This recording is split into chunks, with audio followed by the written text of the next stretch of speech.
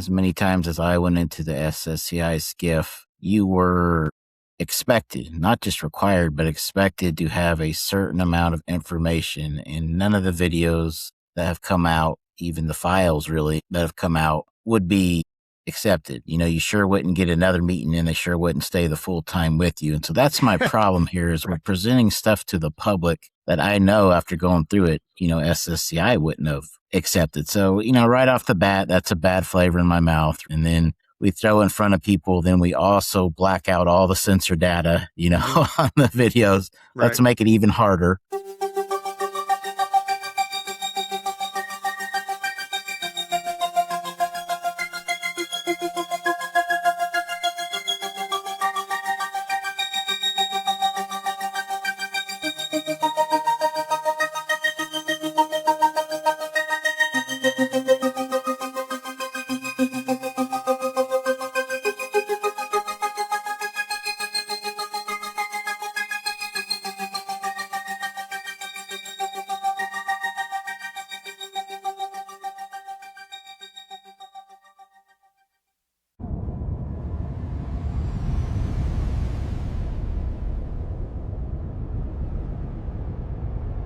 Good evening, everybody. Welcome into this latest edition of Unidentified History here, a part of the Attitude of Aggression Wrestling podcast. I guess we'll call it a network. I think I'll still just call it a network for now. We'll see how the branding works. But coming to you here live tonight on this Monday night. Hope everybody's doing well.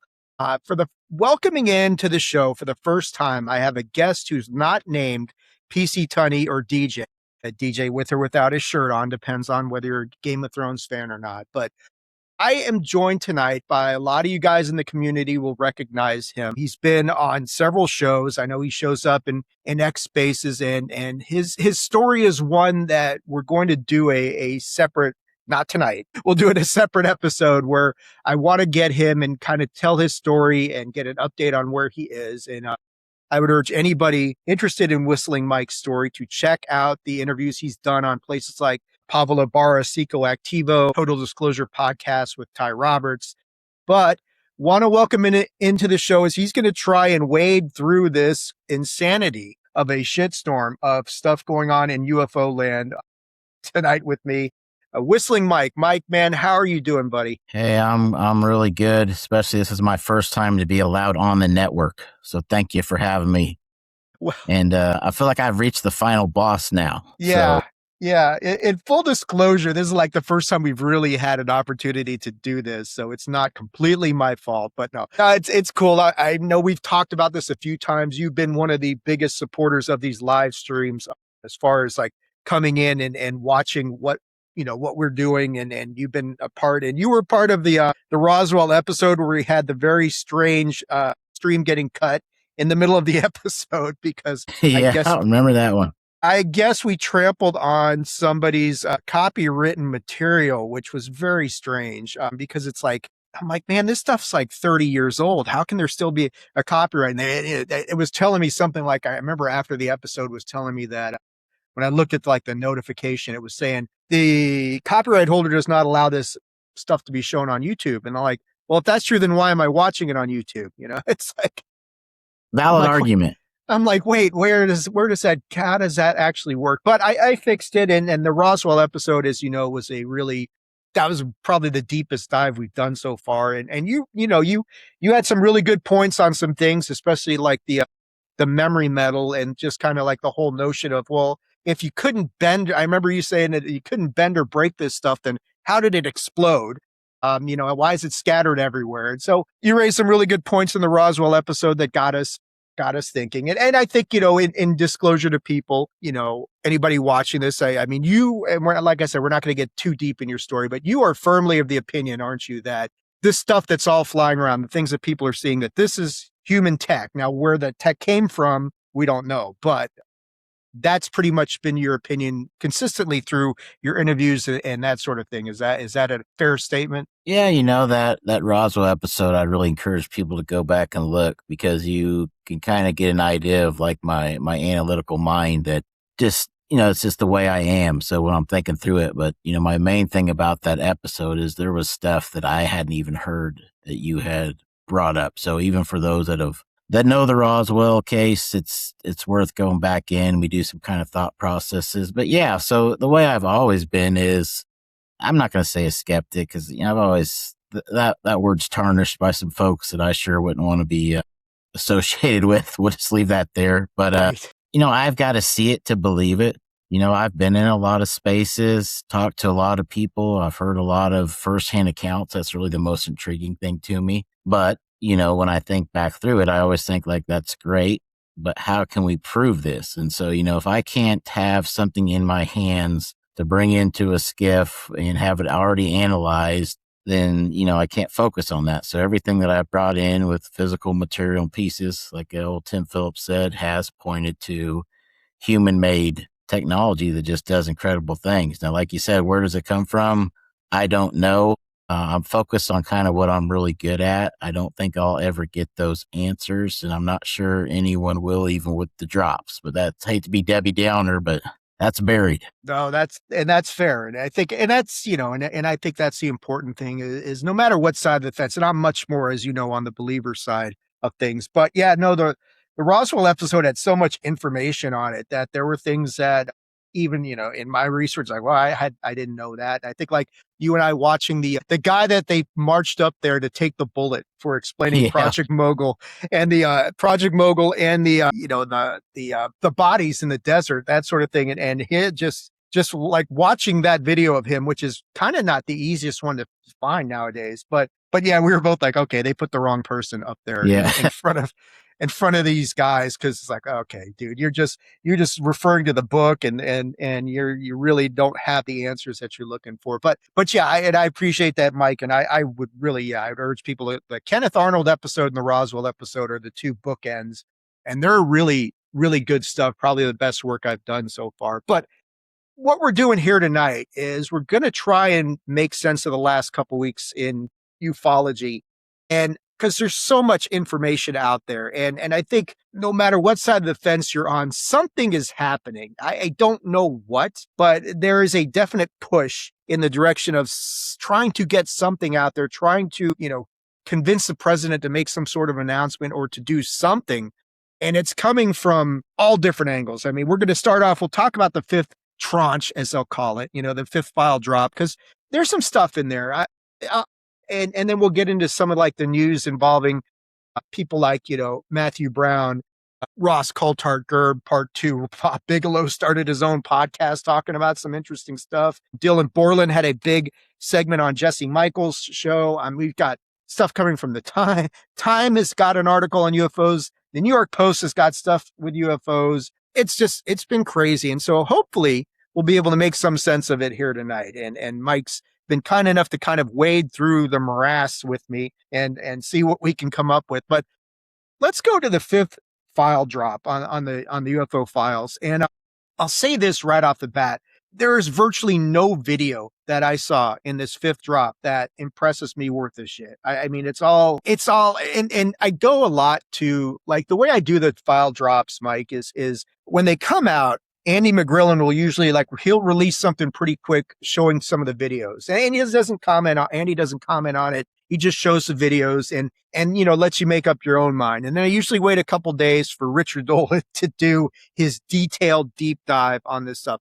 And that's kind of what I did this week. And Richard kind of broke his analysis down into like 4 parts. And he did his best to try and sell you that some of the videos were worthwhile, but I don't even think Richard believed it at the end of it. So I didn't either. But there are always this fascinating things in the documents themselves. And while the videos may not have anything, they definitely have some interesting things in the documents. And that's been persistent through the first 4 drops. And that kind of stayed the course here.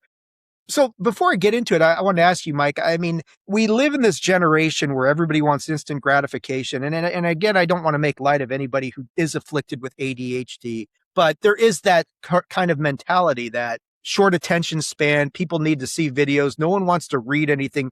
No one wants to dig for anything. But, is it really that surprising that the Department of War is not going to make this easy on anybody? It's like, look, and it's stuff, and I think Bigelow talks about it. We'll get into that later on, that a lot of this stuff is hiding in plain sight, and there are things in the documents in these tranches that are interesting and kind of enlightening if you have the patience and the tenacity to go and look for that.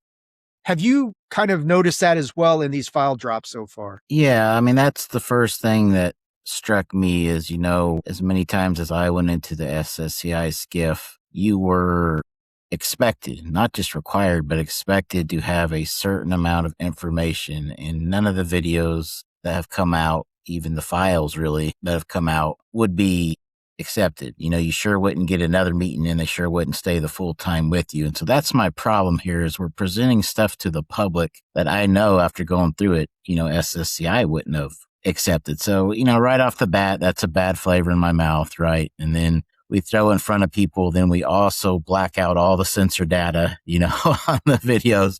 Let's make it even harder. And then you're left to speculation. And then, which I would agree, there's more things to focus on within the data files. Then it's like your imagination's kind of running in. Yeah, not too many people want to go through those, or everybody that does comes out with a different idea or just kind of some conspiracy theories, but that's what we're going to sort through. So yeah, exactly. And I think like you're saying, if you went into a skiff with some of the videos, they would just say, you've wasted our time, get out.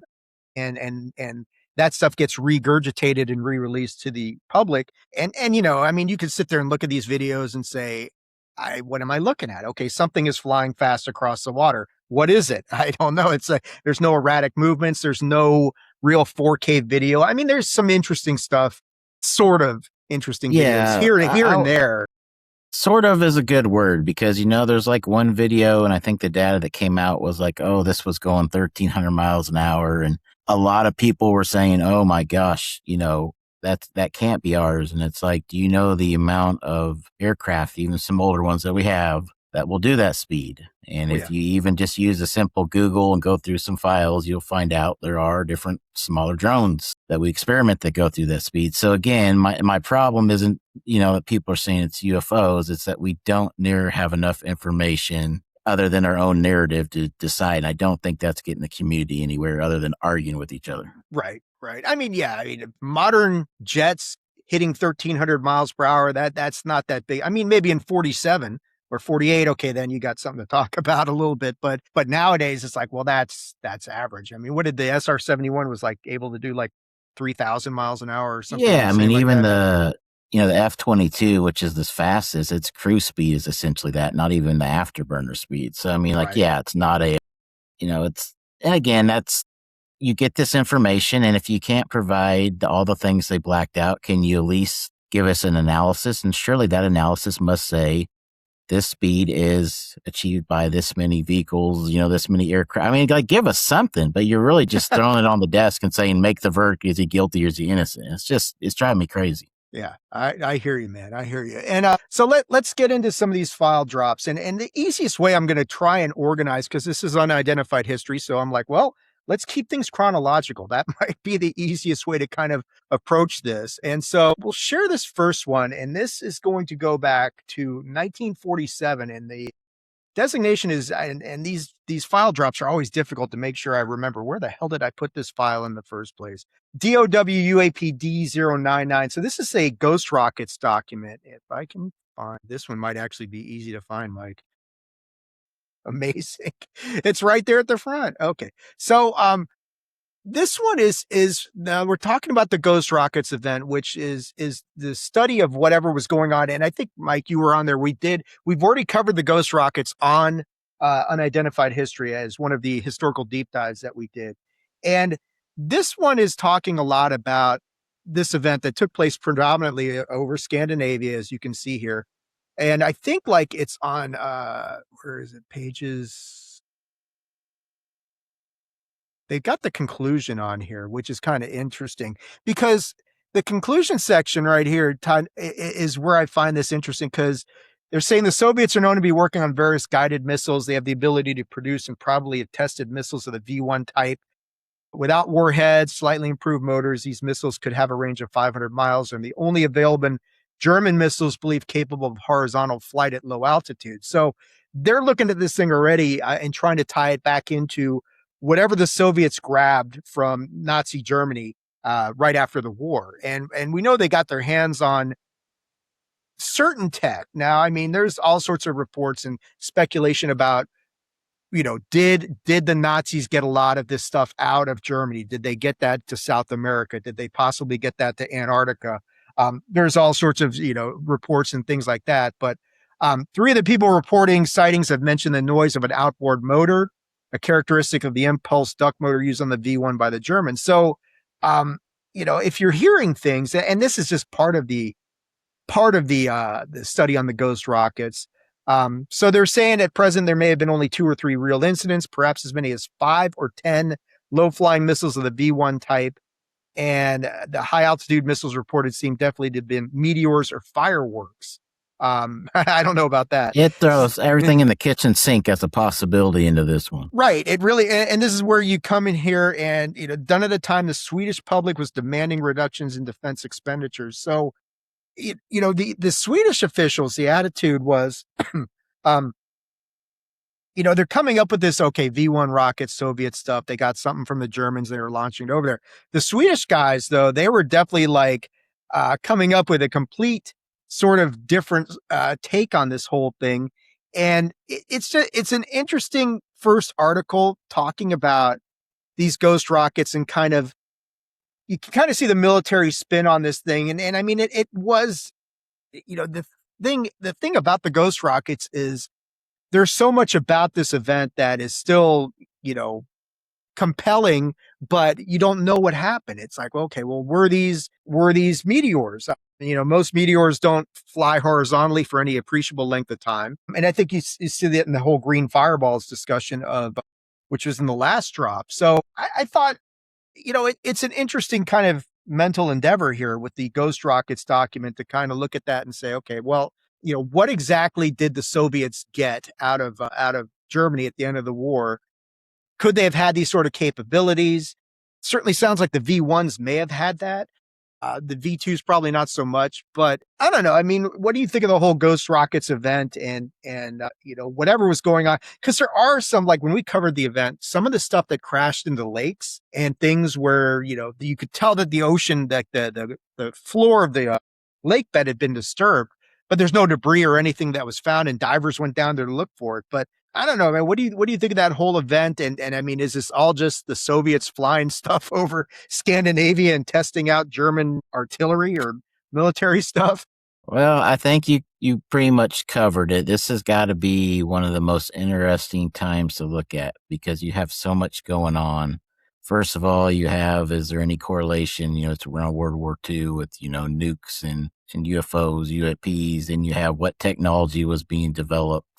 That's its whole other, episode, what could or couldn't. So, there's really is the realm of all possibilities and all narratives in this. And I can appreciate that. But, for me, it's what the problem is. And it's even coming up on the Nimitz now where you've really timed out the evidence, the witnesses to where we have these narratives. And again, it's almost like, why would you have stopped there? That's my question. Surely you must have wanted to continue on to figure what that is. When did you last see these? Was there any sensors built to pick this stuff up? So yeah, we're left with this mystery of anyone could say whatever they wanted to and you couldn't prove it, but you probably couldn't disprove it. So for me, I have to push that aside just with the way my mind works. Right.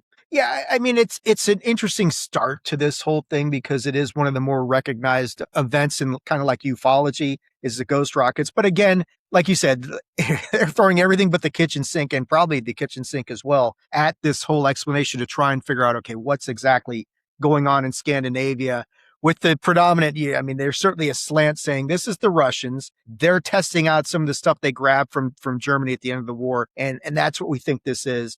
Even though the Swedish officials were like, I don't know about that, guys, but you guys come up with. That's a good point. And I think it may start, we don't hear a lot about when we do these analogies of things like geopolitics or saber rattling. And I think this is a good example of where, sometimes in geopolitics, you want it to be someone, even if it's maybe not, because that's the narrative you got to write. And, within the saber rattling, you want other countries to think something maybe you have, isn't there? I mean, there's like a whole game going on behind the scenes, and that's what gets complicated when we try and sit down today and look at the facts and figure out what's happening. Yeah. Yeah, it's unique seeing the different perspectives. I mean, this is we're talking 1947. The world's a very different place at that point, and it is the post-war era. And there are a lot. I mean, one of the theories about the ghost rockets is it's just post-war nerves, and it's hard for us. Even though whatever's going on in Iran is one thing, but for average person, we've never really been in that sort of combat zone. And good God, what Europe went through in World War II. I mean, if they were a little jittery, I don't blame them for some of the stuff that they were going through. So, it reminds me of Roswell, where it's kind of like something happened here. Yeah. We don't know what it is, but I think there's more than enough to say something was going on. It's just what. Right. And that's a big thing about ufology in general. It's like, something's happening. We just don't exactly know what it is. I mean, is it extraterrestrials? Is it something different? Is it all human tech? Is it this, that, the other? That's one of the big things about this. But let's move to the next document, which is like 1 year later. And this is a big one. And if I can find this one. So this is a massive document. This is probably the biggest document that they have in this whole fifth tranche. But there's some interesting stuff here that is worth looking at. And this is designated as DOW, what is this? DOW UAP D100. And this is a big project sign document. And they go back to like 1948 on here. And it's like, okay, let me find. So right off the bat, so page 1 of this whole thing, where they're talking about the conclusion. I mean, this is the interesting part of this is all coming from Project Sign, and I think this started in December of 47, but they're talking about it in 48, and the conclusion here is very interesting because the conclusion appears inescapable that some type of flying object has been observed. Identification and the origin of these objects is not discernible to this headquarters. It is imperative, therefore, that efforts to determine whether these objects are of domestic or foreign origin must be increased until conclusive evidence is obtained. The needs of national defense require such evidence in order that appropriate countermeasures may be taken. So, the conclusion is right off the bat there that it's like, okay, well, they're clearly seeing something here that needs to be investigated further. And I think this is the document that, so as we go along here, so this goes on. I mean, there's like several different pages where these conclusions, like different drafts of this whole thing have come out here. But, they're talking a lot in this document. This shows up around like page 7 of this thing.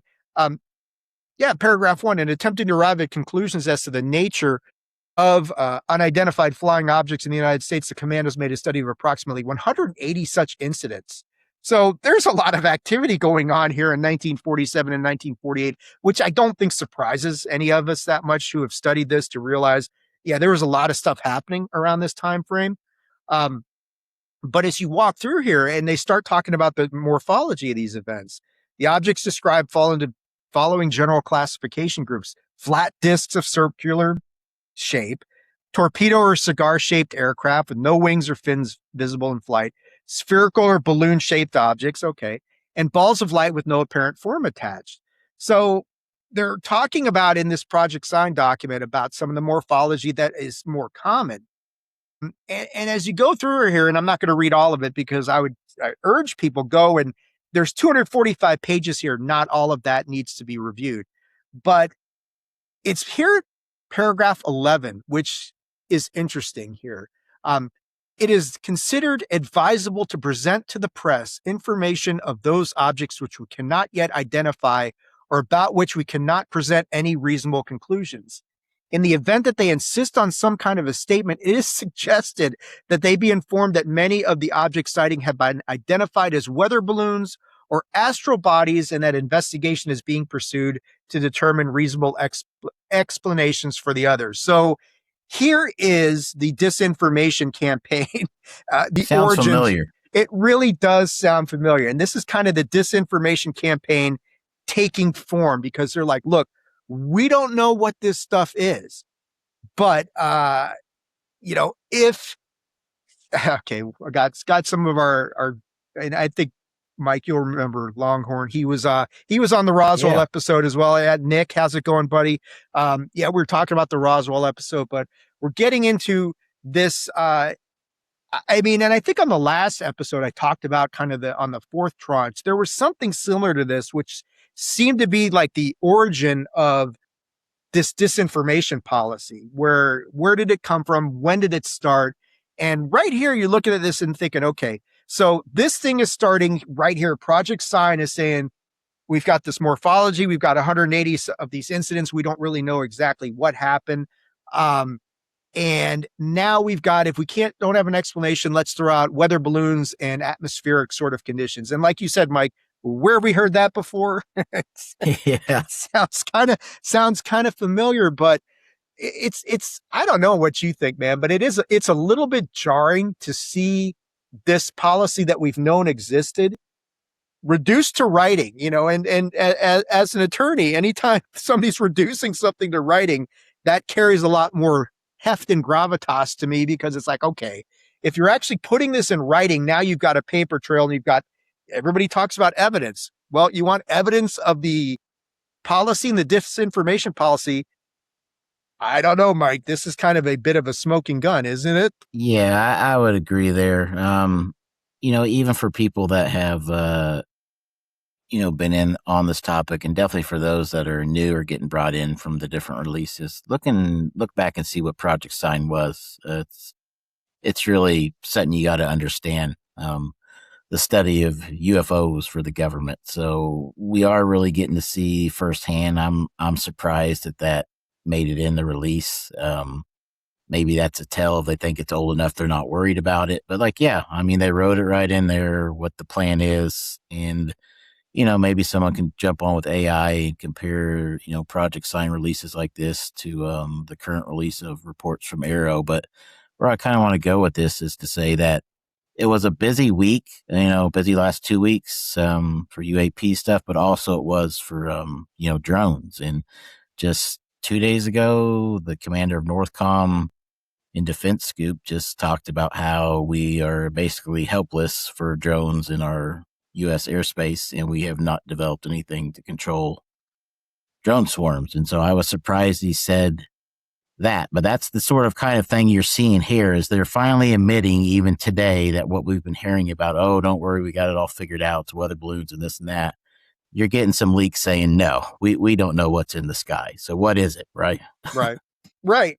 Yeah. And the drone information, like you're saying, that's a big problem. And I mean, you just look at what Ukraine just did to Russia with the drone attack a couple days ago. I mean, there is no defense, or if there is a defense, it's an inadequate defense. And I think, like you're saying, people really need to pay closer attention to all that stuff going on. But, and that's of course our own, that's a separate discussion. Yeah. But, well, I mean, I just slip in there. You basically quoted him when he said we have inadequate defense. And then about 5 days ago, there was another, interview, essentially, report that came out that said we tested one of our expertise drone groups with high-tech stuff against the Ukrainians, and in a friendly scenario, and the Ukrainians picked us right off the bat. All of our trucks, all of our ships, just using drones that we couldn't see. So, there's two things here. One is you have to kind of admit you're being lied to, that we've got things under control, and then it rolls into,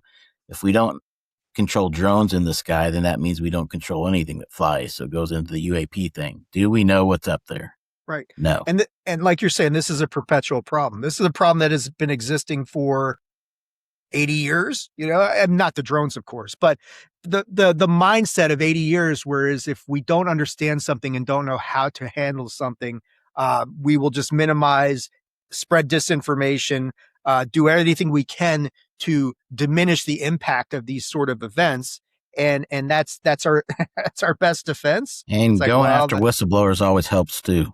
Yeah. Retaliate against whistleblowers. That's anybody who actually wants to bring this to the public's attention.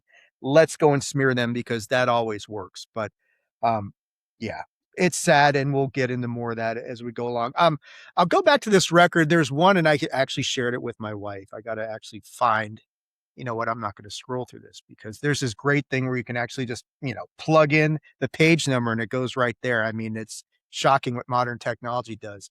But this was an interesting one because of where I live. And I was showing it to my wife earlier. And so this is from Bakersfield, California. This is on page 135 of the 245 pages up here. Observation by Mr. Lee Buckner, Bakersfield, of two objects falling to Earth from unknown source on the 5th of March, 1948. Description of objects similar to falling aircraft with smoke and debris trailing. And this is out at Buena Vista Lake, which is out near the golf course, one of the golf courses out here. So, I mean, this seems like, to me, I'm like looking at this and it's like, well, this seems like a plane or something had crashed, or two planes had crashed into each other and they're falling to the ground. But you'd sure think there'd be some bigger follow-up about that. And the first thing my wife says is, she's like, well, where's the follow-up report to this? It's like, that's a really good question, babe, because it's not in here. But there's nothing to really this other than, like, you see some of the stuff that's in here and it's like, well, I think that's probably explainable. And I'm not sure why it's in here, but obviously somebody thought it was something weird. But And it may be those tensions you talked about. I mean, everybody's still on edge this time. Yeah, I mean, and you know, California was right on the coast, and you know, where there was so much concern about the Japanese for so long, and that led to some of what happened at the Battle of Los Angeles in 1942, at least to a certain extent. But let me skip ahead to here. Yeah, for anyone that's interested in that, I mean, the jet streams coming over with all sorts of stuff was a major worry, and that's where it was going to hit California. So, I mean, there were a lot of eyes watching what was in the sky. Yeah. And I mean, and, you know, I tell people, go back and watch our Battle of Los Angeles episode, which was like the first historical dive that we did. And we really came up with no good conclusions at the end of that episode, other than a whole shit ton of artillery was fired and came up and hit nothing.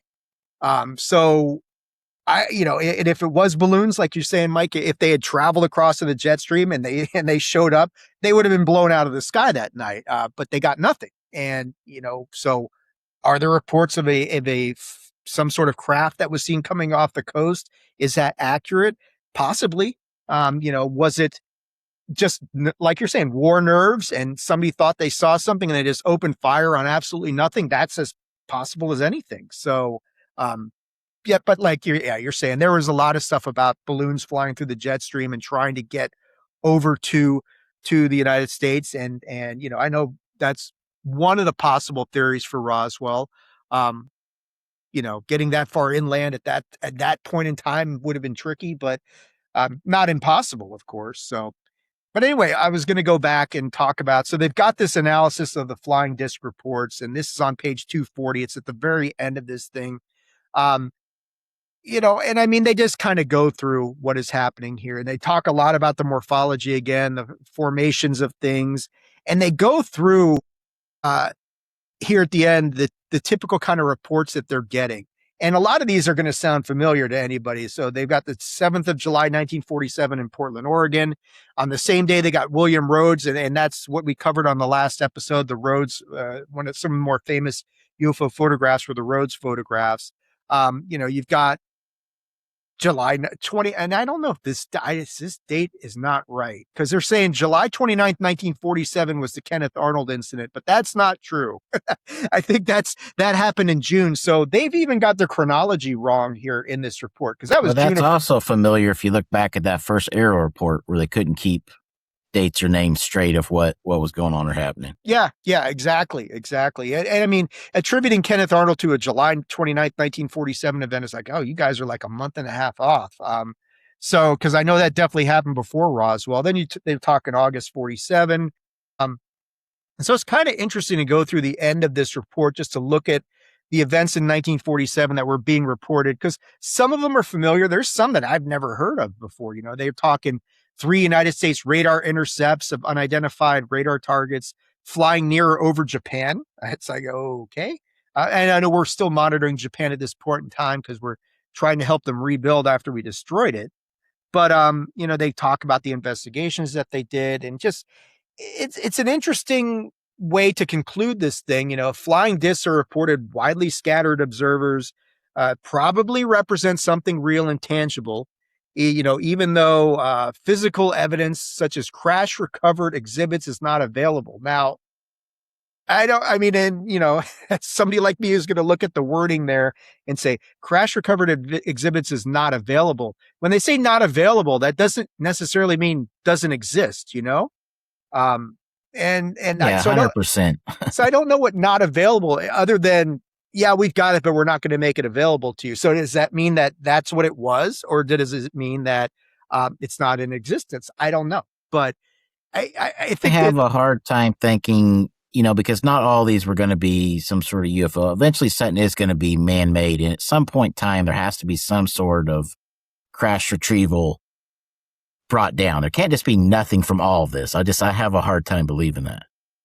right. Exactly. So there's got to be something up there, but it just gets very strange. I mean, for somebody like me who deals with, reading stuff and looking between the lines and looking at wording, I think a lot of this stuff and I think, anything that they put in like the presidential memorandums and things like that, where they're talking about people have to report things to designated agencies like you've got right now. I think the wording is really important on all of this stuff because anytime you're looking at statutes or codes, the wording and the language has to be very specific for that statute or that code to mean what somebody thinks it means. Like if there's some mandatory reporting provision, you're going to see the word shall appear somewhere in that language. And if you don't see that, then it's not mandatory. It's kind of permissive or it's maybe expected, but not mandatory. So when I look at that and say this stuff's not available, what does that mean? Because I don't think it means not in existence, but let's see what I give that a 0% chance of all those reports and all that stuff. We didn't bring anything down or nothing crashed. There's no way.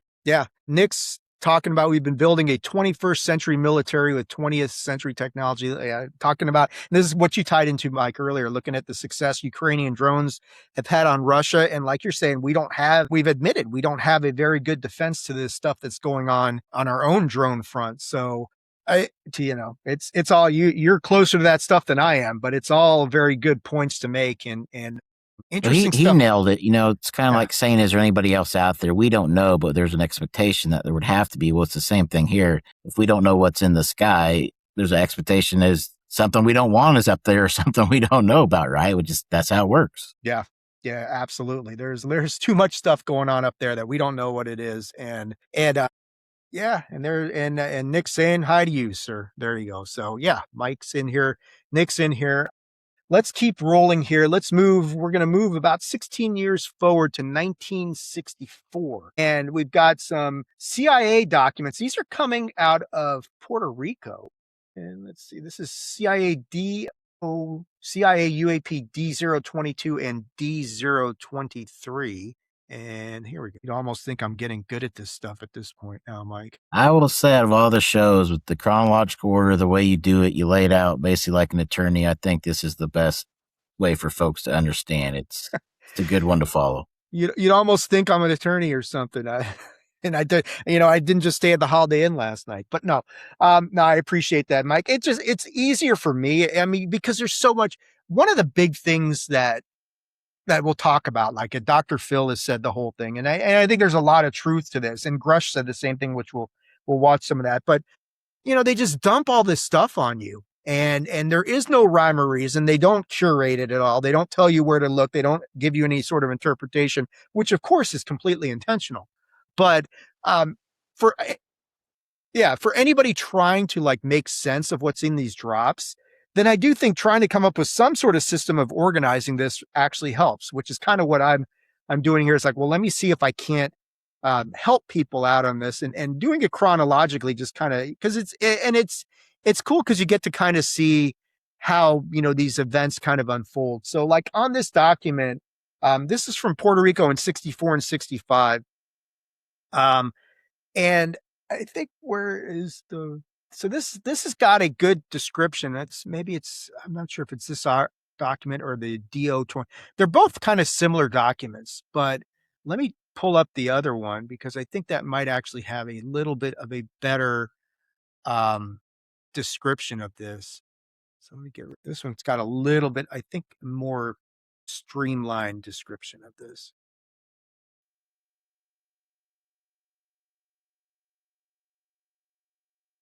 All right, so this is where they're talking about on November 19th, the USS Guyot picked up on its radar a contact tracking in excess of 3,800 knots. There's a fighter at 35,000 feet. A high altitude, high speed object was detected. The object slowed and steadied, maintaining a position to the fighter at 9 o'clock. So this Crusader pilot went up to investigate, and this is kind of a little bit similar to like the next historical deep dive we're doing is the Thomas Mantell incident, and it's the pilot who chased after the UFO, never caught it, and crashed and died. Unfortunately, tragic circumstances. One of the few cases of a casualty involving UFOs that we know of. But in this one, the Crusader pilot selected an afterburner, attempted to close on the UFO. At about 5 miles, the object accelerated at extremely high speed in a 20-degree climb and pulled away from the fighter rapidly. Here's an interesting part. They were tracking this thing on radar, and this is 1964, so radar has come a long way since 1947. So they're trying to track this thing for 21 minutes. And on returning to Roosevelt Roads Naval Air Station, the object again closed on the fighter from the eastern to the 4 miles. So they're monitoring this thing for quite a while. And they're looking at this thing at full moonlight. Weather was good. Visibility was good. UFO was identified as a delta-shaped object about the size of a jet fighter. So that's a really good description of this kind of weird event that goes on in the skies above Puerto Rico. I don't know, Mike. It's crazy for so many reasons. I mean, even if you converted the SR-71 over to knots, you're talking like, 2,300? This thing's doing 3,800 in the 40s. Boy, this is 60s, but still. The 60s? So you're still doing double the speed of the SR almost. I mean, this is it's hard to look past this one. Right. I mean, and I mean, I think, like you're saying, the speed is involved, and I'm glad you pointed that up because you're much more familiar with the aircraft capabilities back in the 60s than I am. But, tracking anything on radar for 21 minutes is still pretty impressive. Even in the 60s where, you hear so much about, well, we couldn't get anything on radar. There's no real evidence of anything like that. But here, you've got an event going on in Puerto Rico where they're tracking this thing for 21 minutes. A guy goes up in a pretty fast jet, that my understanding from this time frame, and this thing just pulls away and leaves it. Now, I don't know if a 20-degree climb is something that is remarkable, but it sounds kind of like it might be something unique. I think that's an interesting one to kind of look at and say, well, what the hell was that? And it's obviously you got two choices here. One is, and I'm sure that's what the official explanation will be, is that when you look back at the radar, kind of like you hinted at, during those years, could you even have tracked something that fast? And that's probably how they're going to talk it through, like it's a nothing burger or a failure. But if there's truth to it, and that 20-degree angle at that speed, that it should have ripped things apart if it wasn't already. And when they sent up that particular plane, that was for one purpose, and that was to run it down, and you saw what happened. So that's hard to just push that one aside. That's, again, there's something that happened there. It's what happened. Yeah, it really is something was out there. And I know it's you're saying they were locked onto something for 21 minutes. Exactly what that was is a much more difficult explanation to make, but we're going to get a little bit more modern here and move forward to 2002. And there's some FBI documents. We've got FBI UAP D024 and D025. Okay, so these are some interesting ones. So now the videos in this fifth tranche are nothing to write home about, and I think we kind of already established that. But there are some rather unique artist renderings that we get in this thing, and I'm not a big fan on the artist renderings because it's subject to interpretation. But a big thing about this fifth tranche that you see, especially starting about here, I mean, up till now, it hasn't been the case, but starting around here in 2002, this tranche shifts big time into something you're familiar with, Mike, and that's triangles. And the rest of this tranche is really talking about triangles, and the artist renderings are triangles in that. And so, like in this first document, we're going back to they're talking in 2023, a lot of pilots seeing the same event occurring, namely seeing lights in the sky. Pilots have been discussing these events over, they see these things all the time. And if you've ever thumbed around in the New Fork, some of the reports that the pilots have out there and some of the sightings you see there, there's a lot of this stuff where they see lights out the window. They're in strange formations. They're at elevations of like they're talking about this one. First observation of the lights occurred in October 2023, flying from Boston, Massachusetts to Dublin, Ireland. So it's a big flight. So they're seeing lights in the Northeast towards Canada at an elevation of 37,000 feet. And the guide says, well, I think they were higher than that, or 50,000 feet. Lights were white in color. Interesting. Yeah, but that's not the better part of this report, because they get here and he's got several events, but the one that stood out was this third event that a witness occurred back in June 2002. And they've, of course, redacted some important stuff here, and that's fine. But they're in Afghanistan. One night, somebody was outside looking at the stars with another pilot. This is something that we hear from time to time. At approximately 4:30 a.m. local time, noticed the stars were getting blacked out over Bagram. It appears as if something huge went overhead from east to west and was an equilateral triangle shape. The object moving silently at a consistent speed and altitude, possibly 150 knots. No lights visible. 500 feet in size, but he could not fully see the shape of the object. The other pilot would also observe the triangle, and when it passed over, stated, "Do you see that?"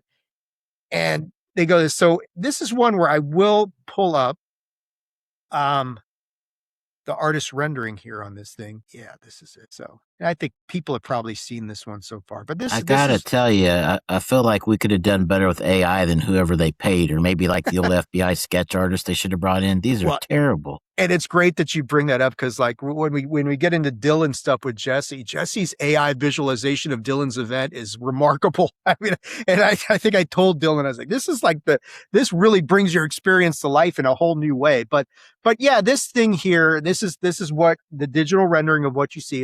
It is a black triangle. Now, I will say this, that unlike a lot of the triangle events, there are no lights in the points of the triangle. There's nothing in the middle. It is a straight up black monolith looking thing out here in Afghanistan. I agree with you, Mike. I mean, it's like, well, this isn't so spectacular. None of the artist renderings are spectacular. They get worse, I think. They do. I mean, and it's good to get, it gives you perspective, I guess, as to what you're talking about. But, is it anything that's going to be, for lack of a better term, dropping anybody's panties anytime soon? Yeah. No.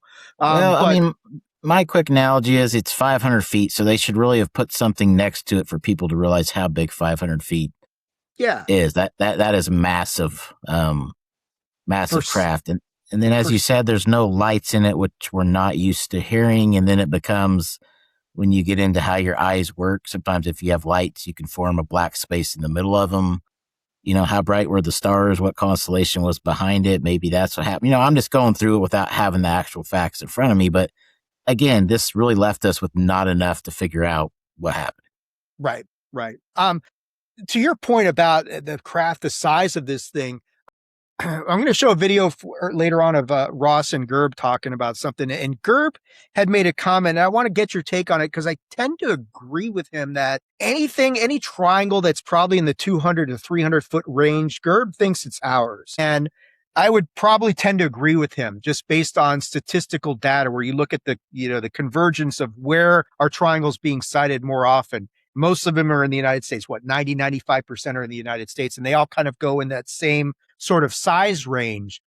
Probably once you get beyond 300, I mean, something like this, 500 feet is such a massive craft that it tends to run against the notion that it could be ours. But I just want to ask you in general, Mike, do you agree with Gerb on that point, that if it's in that 200 to 300 foot range, it's probably ours?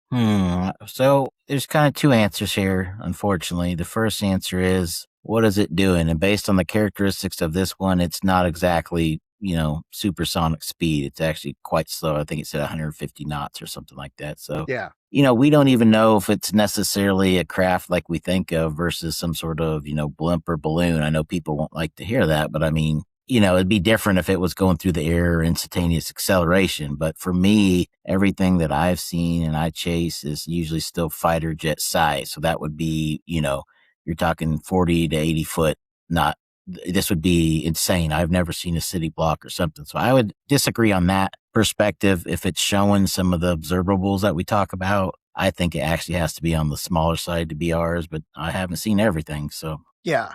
Yeah, and I think that's fair. And Nick Scott, yeah, I want to post it because yeah, Jesse did do a great job showing the plasma. And I do have the video of that, so stick around, Nick. You'll see that later on when we get through the FBI files or the this fifth tranche. But no, I really have, out of all of the morphologies of UFOs, the triangles, I really think most of them I think are predominantly ours. I mean, there's some that are more difficult to explain. Dylan's maybe one of those that's a little bit more difficult to explain, but I have an issue with the notion that triangles are extraterrestrial or NHI in origin, just because they're so prevalent in the United States. I mean, and you don't really see, I mean, every once in a while you get a weird report from one of the other countries, but it's such a uniquely American thing that I have a little bit of difficulty saying, oh yeah, that's NHI.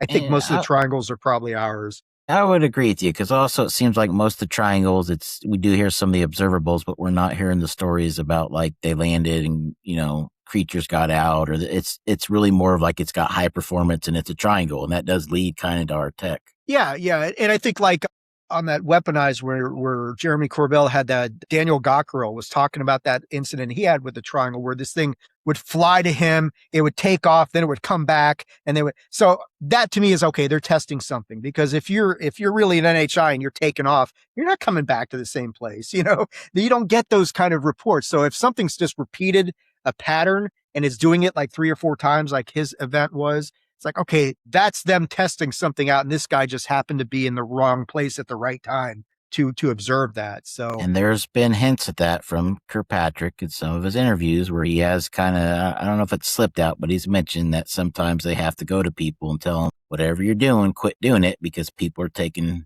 photographs and video of it. So, I mean, these things do happen. Yeah. And I mean, and Phillips, I know your issues with Tim notwithstanding, even he's kind of said, look, we're not really sure about the triangles. And other than that, they're there. But beyond that, we don't have any great conclusions of this sort of stuff. So, it's interesting. The triangular shape has become such a more prominent feature of, UFO taxonomy, for lack of a better term, moving forward. But yeah, well, I would just throw in there as we move forward that I would wish people would focus more on the triangles, because even basically Arrow's kind of saying, yeah, they're there versus the orbs. I'm more of a fan of the triangles than I am chasing orbs. Yeah.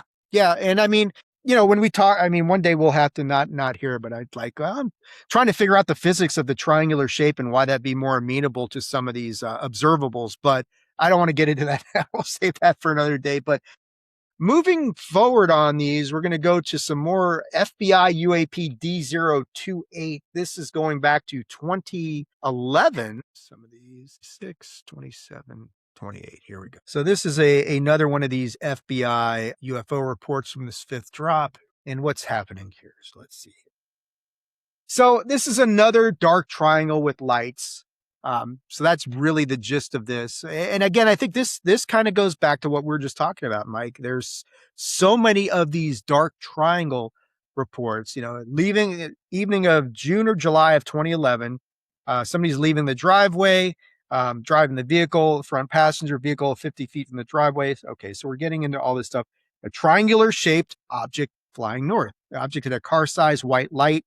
Now this one, unlike the one we just talked about, does have the white lights in each of the 3 corners, emitting a diffuse glow, and were recessed back a bit from the corners, low to the ground, creating a low humming noise. So this is kind of like, definitely says to me, man-made, because you're saying we got the 3 lights. It's not silent. It's a humming noise and making a pulsing sound. That's kind of similar to yours, isn't it? Yeah, that sounds real familiar. Yeah, it really does. And so, he sees the object for 10 to 15 seconds. There's no contrails left behind. So I mean, it is another triangular event, and it certainly has all the indications that sounds more of the man-made variety. I mean, I think, yeah, like you're saying, these renderings get worse as we go along. So let's take a look and see how well they did with this one, which is probably not going to be so great, but yeah. So this is the artist rendering of this one. I mean, yeah, you're right, Mike. These are like stick figure sort of equivalents, but all right. I mean, again, now this one I will say, okay, so some of the criticisms that we had of the last one, you do have something here for scale, right? So you've got the trees. So you get some sort of context as what's going on, but still, I mean, this is a pretty crappy Yeah, and I rendering think of he this. said 100 foot long. So even based on that, looking at that rendering, I wouldn't have guessed it was 100 foot long. So even that kind of seems off to me. I know I'm bickering on the artist renditions, but No, it's a fair something, fair, because this is like you're putting these in the Department of War's UAP, the Pursue releases, and these artist renderings are like, yeah, I get it. Just give somebody something really rudimentary as far as like trying to give somebody some sort of scale or scope as to what you're talking yeah, about. I mean, if But you say 100 foot, and now I look at the lights, my mind wants to say, well, then how big is that light? And then all of a sudden the lights are huge. So is that artistic, creation? Is that what the guy actually said? And the lights were, good Lord, 10 foot each. I mean, like there's so many things where it confuses people really trying to dig in and figure this out. yeah, yeah, you can look at it and make up your own mind. I mean, the only thing we can say is, okay, this is starting to feel real familiar. We got the lights in the corners, we got the low humming noise, and especially for, based on your experience, it's like, well, that's very familiar. So, but yeah, I mean, it's nothing spectacular to look at that and say, well, okay. I mean, I sort of appreciate the effort that they're trying to do here, but at the same time, it's like, all right, what are we doing here, guys?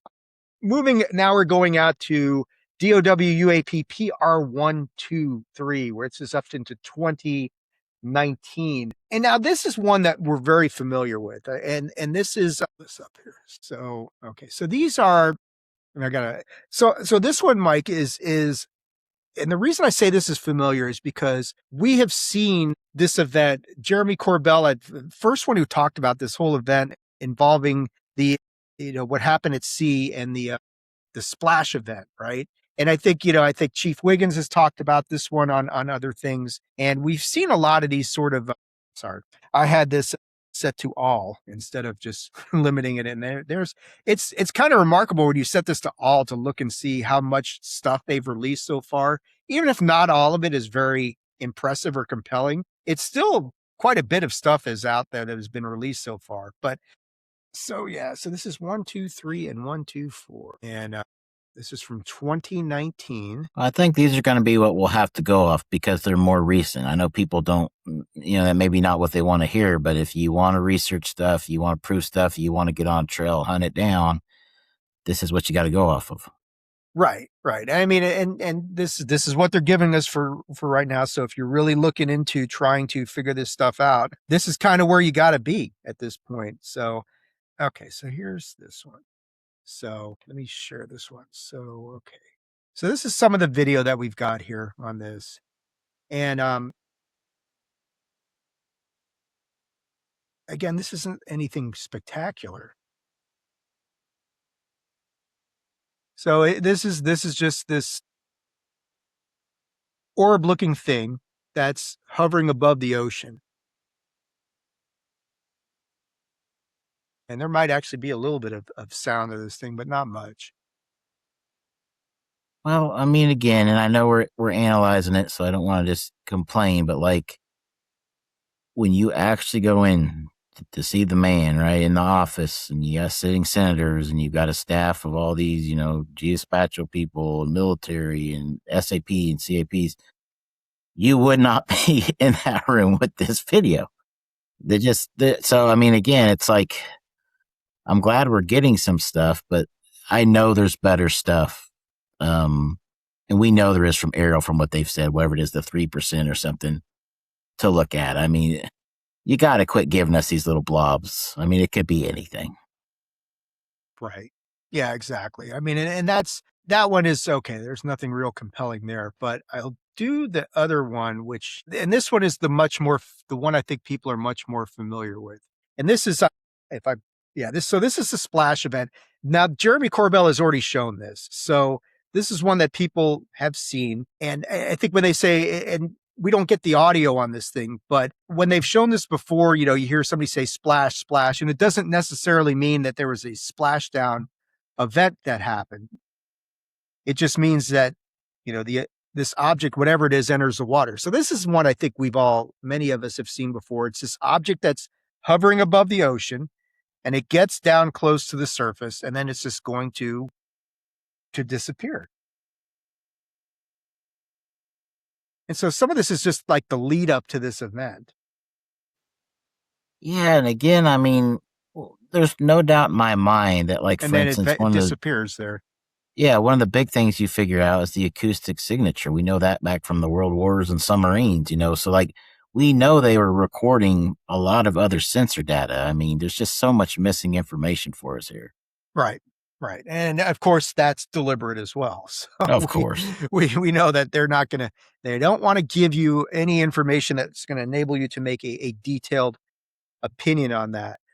There is one other video that kind of came out of this thing that I thought is interesting, and I'm glad you're here because I wanted to get your take on this. So this is, I think it's the same event, and it's it is the same event. So this is DOW UAP PR126, and let's see if I can't share this because this one's kind of a little bit longer, but so yeah, I mean, and there's all this crap in the background here, right? And then they zoom in on these lights that are sitting out here.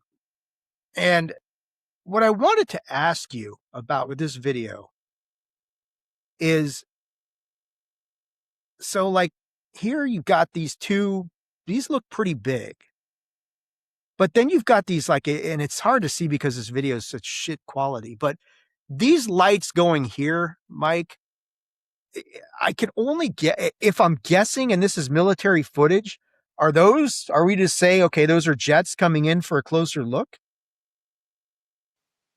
I mean, based on what I'm seeing, this doesn't really look like anything I would say, like, I mean, I see stuff every night, right? And we go through the footage, and I wouldn't stop or record this or bring it in. I mean, I'm just not seeing anything that's like, oh my God, what is that? Now, if it's in a protected space and there's not supposed to be anything in there, I get it. But again, when we go to battle and we target things and shoot them down, the object is that they don't see us. So we pick it up from satellite or some sort of surveillance system, and then we send in the coordinates and we program a missile to hit it.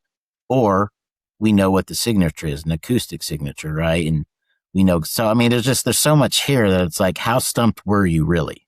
Because Kirkpatrick did say that he got a lot of files where in the files that would say it's probably a balloon or it's probably this or that. And they would send it in, spend 6 months on it, and say it is. And they'd say, why did you send it in then? Now, I'm not saying that he's right on everything or backing him up. I'm just saying, like, is this one of the files they shoved off on us, right? So the good stuff. Yeah. And the only reason I'm showing this is because I just was curious. I mean, if the stuff that's flying around these objects would kind of suggest that, okay, well, those things might be pretty big, whatever they are. But I agree with you. This doesn't show anything. I mean, it's like, well, those lights could be anything. But I just, when I was watching the video, I'm like, well, what is this stuff flying around? I mean, that could be drones, going in for a closer look. But yeah, there's not a whole lot here that's compelling. Cause yeah, I don't see, it's like, well, okay, looks lights in the sky, could be anything. But yeah, I agree with you. This is, if you brought this in, this is not anything that's going to blow the skirts off of anybody who's watching. No, they would have tossed you out over this one, Dave. You would never have been back in. The end. The end. So, get out. Thank you for playing the home version of this game. All right. So, I mean, stuff there. We're almost at the end of this file drop. We'll go to DOW-UAP D101. This is from 2021. I'm trying to find my notes on this one. DOW D101. Where are you? There we go.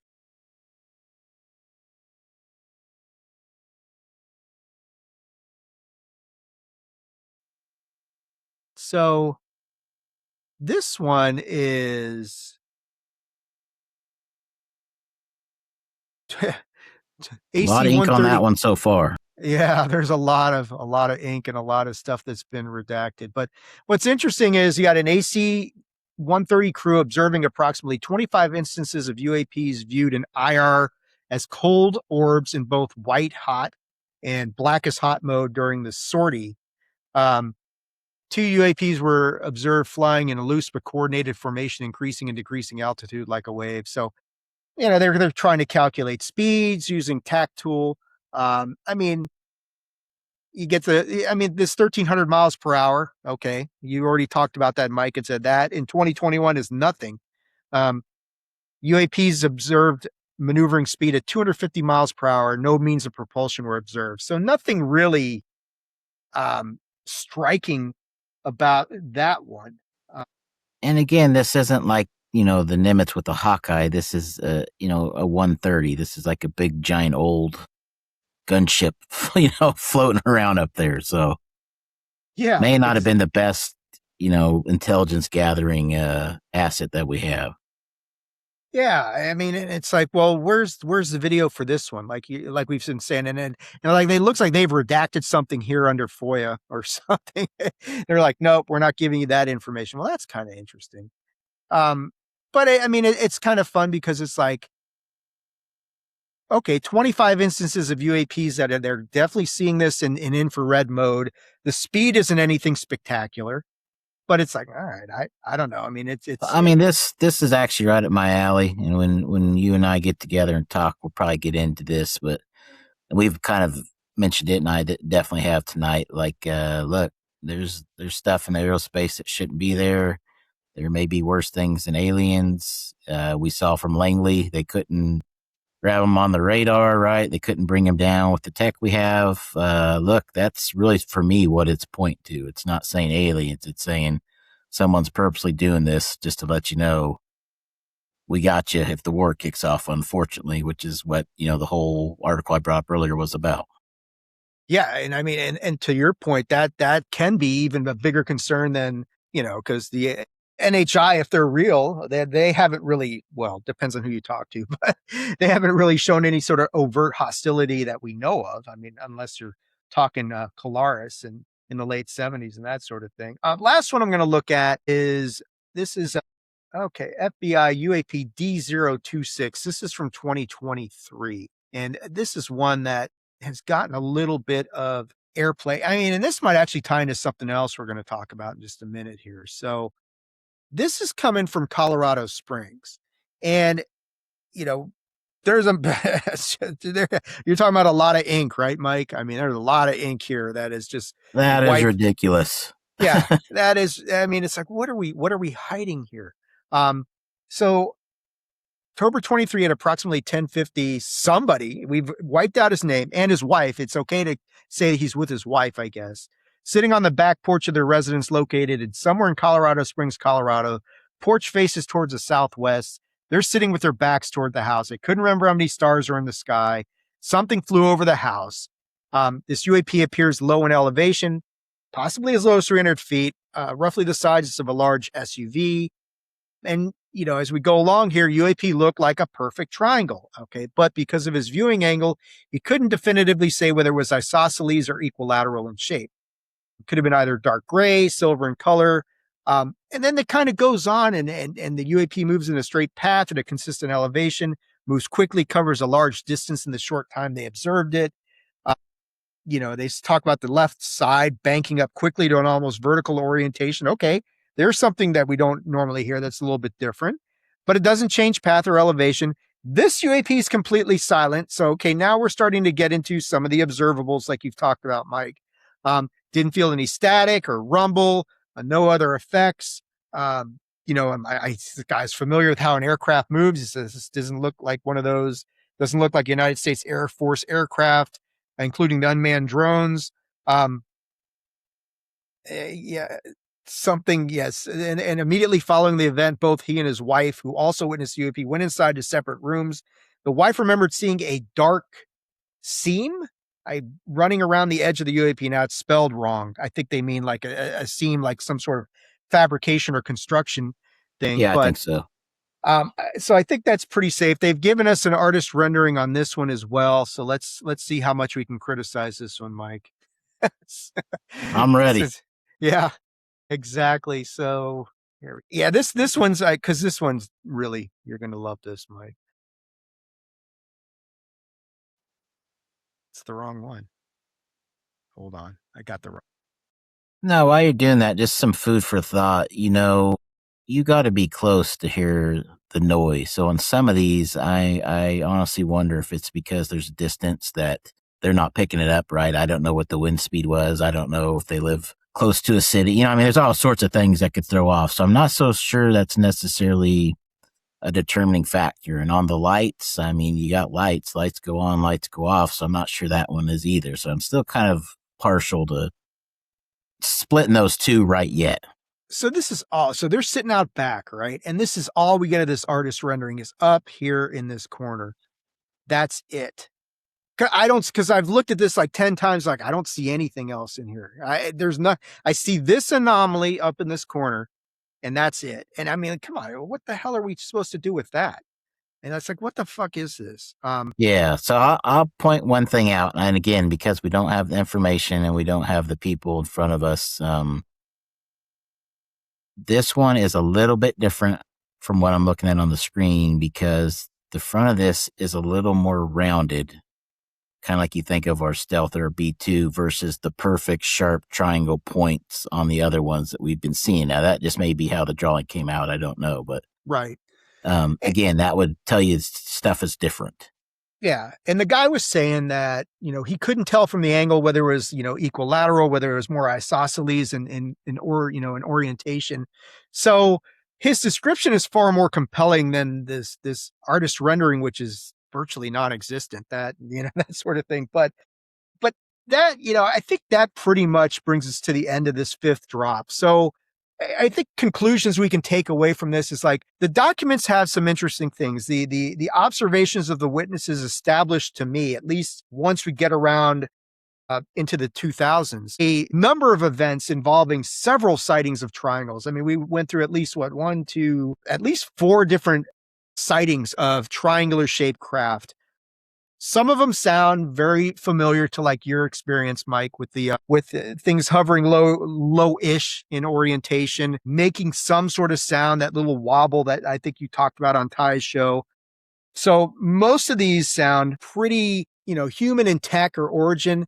The one in Afghanistan, the sheer size of it gives me some pause, to say, well, I'm the same. Yeah, that's a big freaking triangle that's going over there, and it's completely black. So that's the one that stands out. Okay, that's a little different than the other ones we've had. But the artist rendering probably doesn't do that justice. But I mean, we did see the one document with where they memorialized the governmental position on disinformation and debunking, which I thought was fascinating. Probably the biggest, that's the biggest smoking gun out of any of the tranches so far. Is like, wow, you guys actually just put it in writing right there like that, didn't you?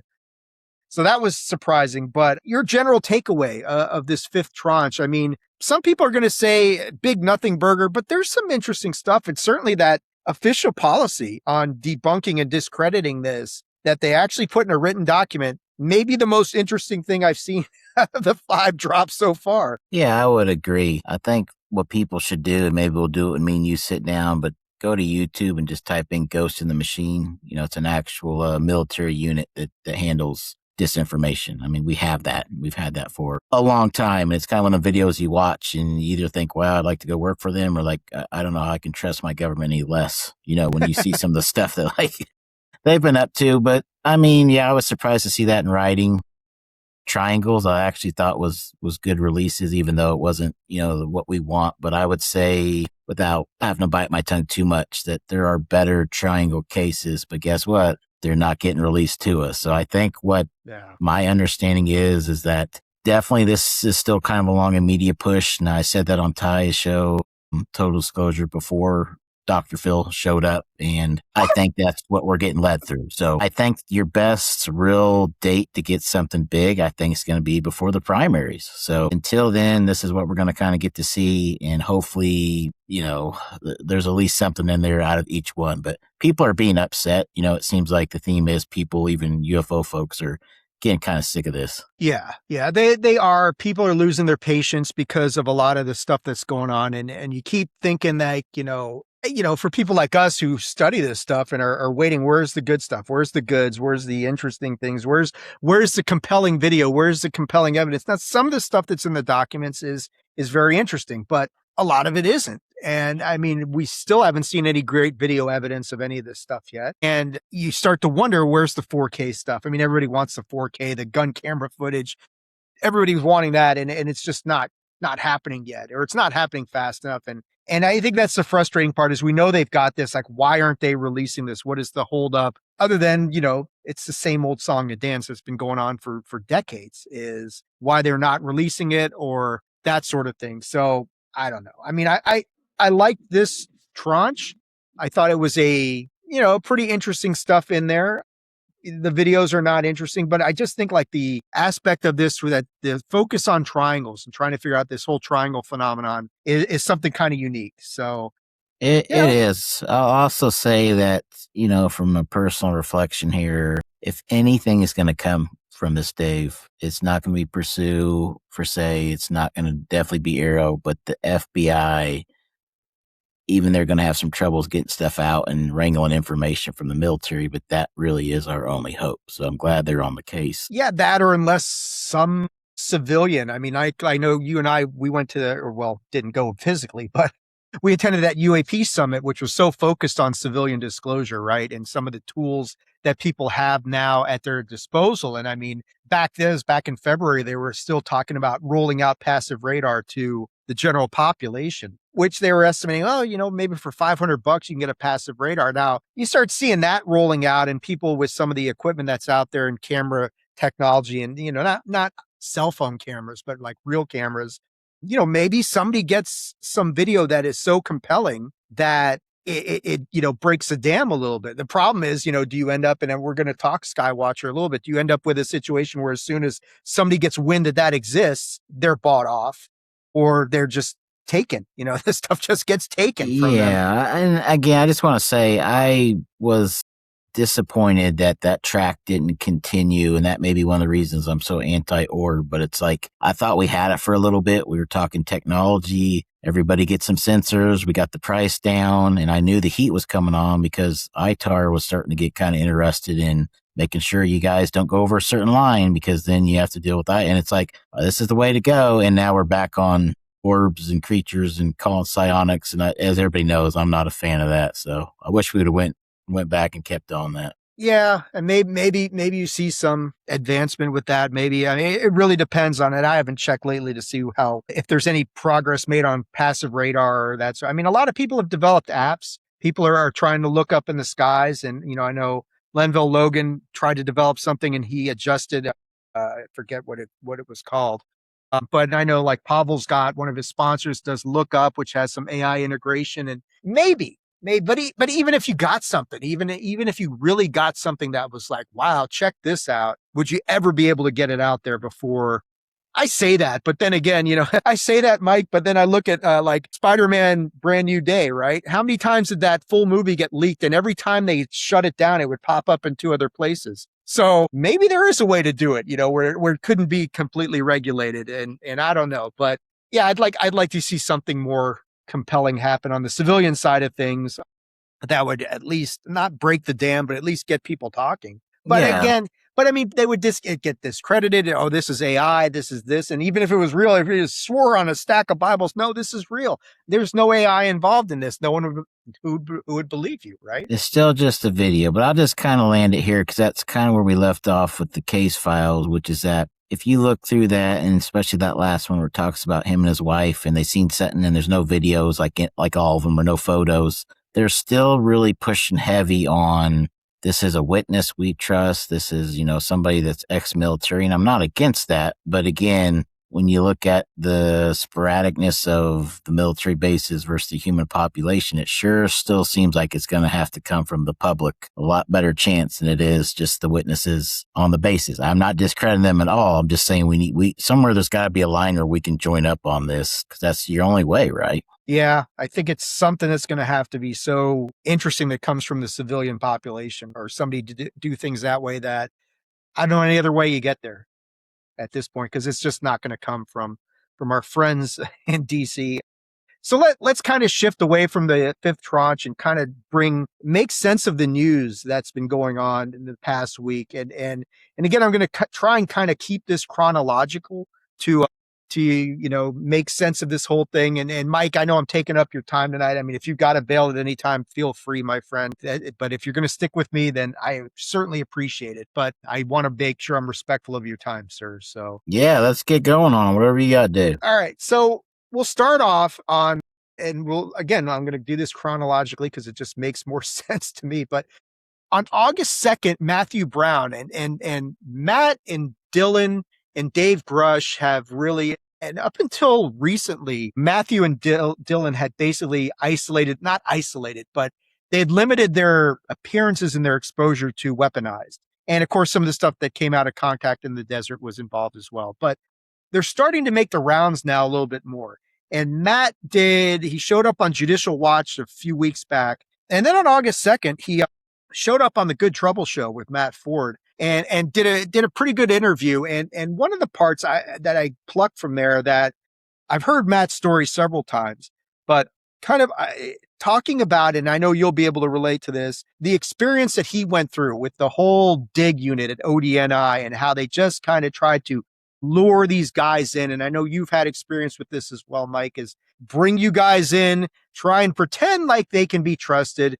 And it's really just a catch and kill operation. Let's gather as much information as we can. Let's find out who else knows what's going on so we can screw around with them and that whole fun thing. I want to move on to what happened when you went to ODNI. For folks that, let's say, just haven't watched the Weaponized podcast, walk us through what occurred, why you were called.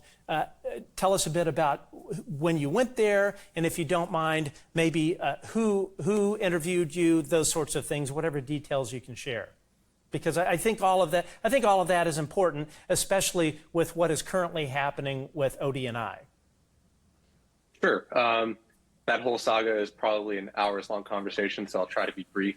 The genesis of this was having an ODNI agent reach out to various people in the disclosure movement, especially whistleblowers with the national security background and their allies, insert himself as a friendly person who just wanted to get to the bottom of this and help expose the bad guys, win people's trust, and from there, get contact to people like myself and invite us in so that we can help them figure this out from the inside and bring it back under proper oversight and control. That whole process, I personally had an immense amount of skepticism around it and regretfully did indeed make the choice to go in. It was kind of a catch-22 situation where if the government's saying that they're coming to whistleblowers in good faith, well, as a whistleblower, you're supposed to consider doing so to help people. And that experience, once we got into the room, nothing lined up with what was discussed priorly. I was there primarily to hear about an ODNI-sponsored whistleblower protection program, specifically for the UAP issue. That was never offered. Instead, they said, hey, do you want to go to the ICIG, which was already well established to be sort of a fruitless endeavor, if not a trap itself.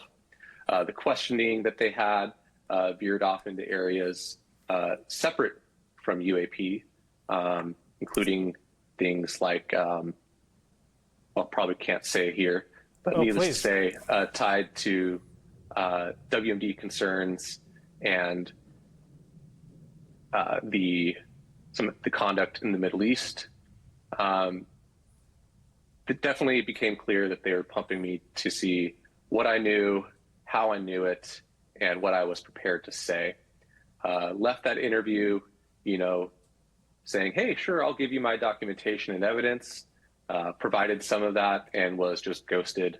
Next thing I heard was some months later, or maybe just actually a month later, and that was, the news from the weaponized team that the ODNI officer who was working under James Erdman III, and in fact was the only officer working the UAP issue for James Erdman III, was saying that I had fabricated all my evidence, that I had made up the Immaculate Constellation program and the documentation in the report, which was separate from the Immaculate Constellation program, and that I was an anti-Semite. And of course, as it's become famous now, I received that news, ironically enough, at my friend's Jewish wedding. So insane. They did not do their background. Mike, I suspect you can relate to a lot of what Matthew is talking about there with whistleblowers and luring them in to kind of see what they know, how they know it, and how much of that information they're willing to give away. But every time I hear that story, it disturbs me more, to be honest with you, Mike, because it's like, these are guys, Matt is one of these guys who just kind of stumbled upon a program and tried to do the right thing by reporting this and just got retaliated against. And now because he knows a few things, they try and bring him in to see what else they can gather out of him. And I think it's extra special accusing Matt of being anti-Semitic, even though he's part Jewish. But your thoughts on what's going on there with Matthew Brown on this interview on the Good Trouble show? Yeah, I mean that, it's like the old, it's not personal, it's just business. This is how it goes. So, I had the same thing. I refused to actually go into the skiff for most of 1 year after I'd already been in a couple times because I was like, you guys aren't fulfilling your promises. They were, and it actually took a call from Senator Rounds, a personal call, and he talked to me and my group and promised this and promised that. So we agreed to go in, and we go in, and it was weird. I was sitting there with two of the staffers and the legal counsel, and we got into a situation where I said, well, I'm not going to do that. They said, why not? And I said, well, I don't trust the government, not as a whole or conspiracy theory, but based on what I've seen from you guys for these last 2 years, right? So these are the steps. And I'll never forget, all three of them said, we, even us here in this room do not trust the government. It's like, you guys work for them and you're the legal counsel. So is that the truth? Could have been. Were they just lying to get information? Could have been. But I mean, yeah, at some point in time, it becomes obvious to you, like it did with Matt, where you're like, we're not being told the truth of what's going on here. So the quicker you can figure it out, the better. Yeah, it's disturbing. And I mean, it's a story we've heard a few times now, but it's all my opinion on these guys, guys like Matt, like Dylan, like you, Herrera, all these other guys coming out talking, whether you believe everything about their story or not is almost irrelevant, but it's like, let's get them in front of more people and all of the respect in the world to Jeremy Corbell and George Knapp. This isn't any sort of attack on them by any stretch of the imagination, but it is good to get people on different shows because, interviewers, everybody's got a different approach. Everybody's got a different perspective. Everybody's thinking about things a little bit differently. So every time you do it, you get a little bit of different information. And we'll see that with Dylan on American Alchemy pretty soon. A couple weeks ago, the whole firestorm that was created by Ross Coulthard and UAP Gerb, with Gerb basically calling out Lou Elizondo as a bad choice for the alleged UAP czar position. That's one thing, but the guys came back and they actually did a part 2 of that interview. And the part that I want to play here for you has really nothing to do with Lou Elizondo, so to speak, and that whole situation. But it's something different that Ross and Gerb talked about. And I think I already mentioned to you that one of the things that Gerb had mentioned in the interview was this whole notion of the triangles of a certain size, more than likely being United States in origin. But we'll check out this part of this interview, which I thought was kind of significant. And then we'll break it down a little bit there. So let's see.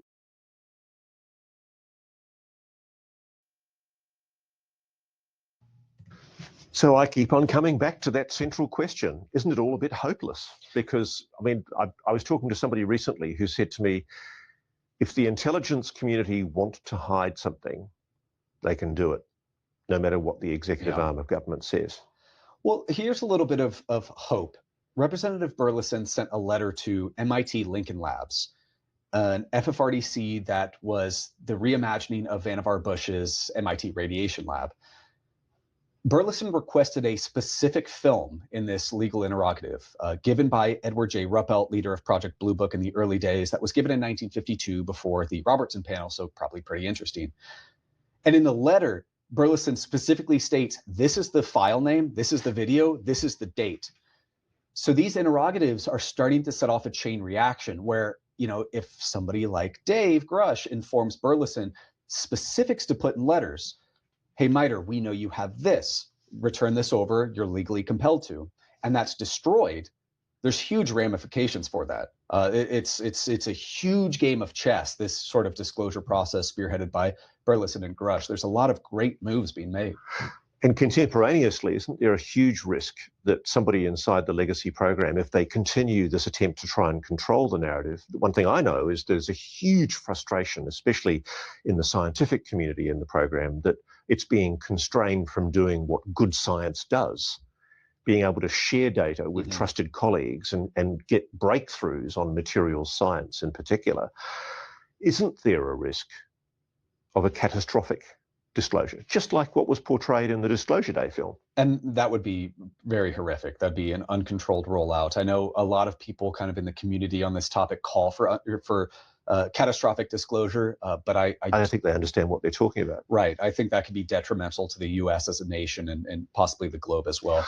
What are you being told by your sources has been achieved by the United States or these private corporations with this technology? In planet flight mode, just like we talked about. I'm very confident that whether you want to call them alien reproduction vehicles, prosaic airframes employing one or several pieces of derived or exploited technology, I do think we've replicated in-planet performance of some of these technical vehicles, and in multiple configurations as well, might I add. Saucers, triangles.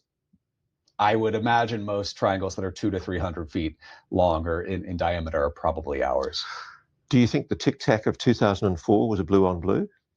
Well, that's quite that. So I know you still to this day get asked about that. I think it's possible. It's become the holy writ. It's really interesting to me that all I ever did was report what I was told by sources, multiple sources, that the Tic Tac 2004 incident against the USS Nimitz carrier battle fleet, it was operated by somebody connected to Lockheed Martin. I've heard the same, not directly Lockheed Martin, but why a U.S. derived piece of technology may have been used in such a situation to test on our blue forces. What an insane thing to do. I know. I mean, why not tell Dave Fravor and Alex Dietrich, the two fighter pilots that saw this object, please don't talk about this. It's a national security secret. Well, didn't Tim Phillips, deputy director of Aero, say that shortly after the encounter, some DARPA officials arrived on scene and confiscated some of the radar or some of the data? Yeah. But why didn't they sit the pilots down and say, look, we'd prefer you not speak about this. It's a national security issue. I think that those pilots, same thing with the if the Tic Tac was Lockheed technology, which I don't know if it is, it could be, it could not be, but these pilots would not have a need to know to be briefed into that capability. I think that was the worry, that if you asked them to shut up about it, the chances were you were actually confirming it was something that was a US controlled program. I know you've gotten some grief about that and another large crash retrieval, but I think that I wish the Lockheed comment would have seen some more discussion about people kind of chewing through, like, hey, is this possible that this would have been a human operated or human made vehicle, and why would that be done, and why wouldn't David Fravor be briefed? I just don't think anybody's given enough consideration, and quite apart from the fact that I've got sources that have told me this, I don't think anybody's given enough consideration to the fact that apparently the Admiral of the Fleet, when he was told about the Tic Tac, didn't even bat an eyelid. No, and I know Jeremy Corbell staunchly says that the Tic Tac was non-human technology. I'm still open to it. I don't know. It may very well have been non-human technology, but who was operating it? Right, that's true. Yeah. That's the issue. And I think people have completely missed that distinction. And I've always made that point, that we don't know whether it was non-human technology or whether it was jury-rigged human technology combined with non-human technology so that it could be operated by humans, or whether it was human technology full stop.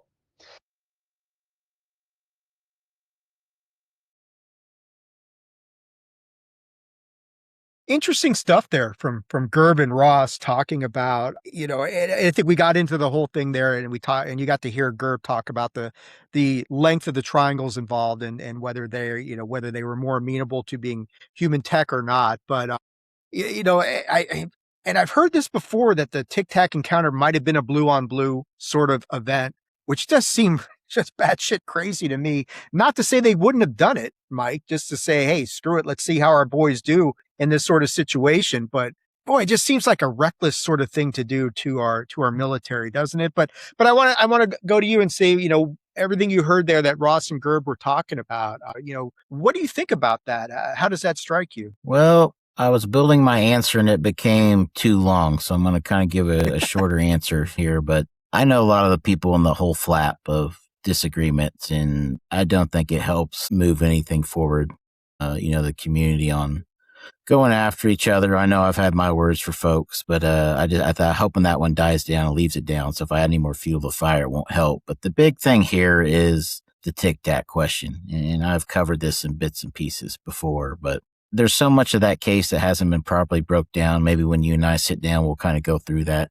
But I am 100% for sure it is U.S. technology, and I would say that SSCI, based on what we provided them and what I know during our conversations and the files they pulled and went back and looked, and we had a whole conversation with sitting senators over it and a whole lot more questions about it. They know it was U.S. tech. I'm not saying it's not crazy to think, but keep in mind that even, was it PJ Hughes said he was aware of a case like this that did happen where they ran our technology against our technology without notifying them. So this isn't unheard of. Keep in mind, they've also said the pilots that they knew that the Chinese spy satellites were on in the area. This is, even though you might think, well, then they sure wouldn't do it. Sometimes that's exactly when to do it.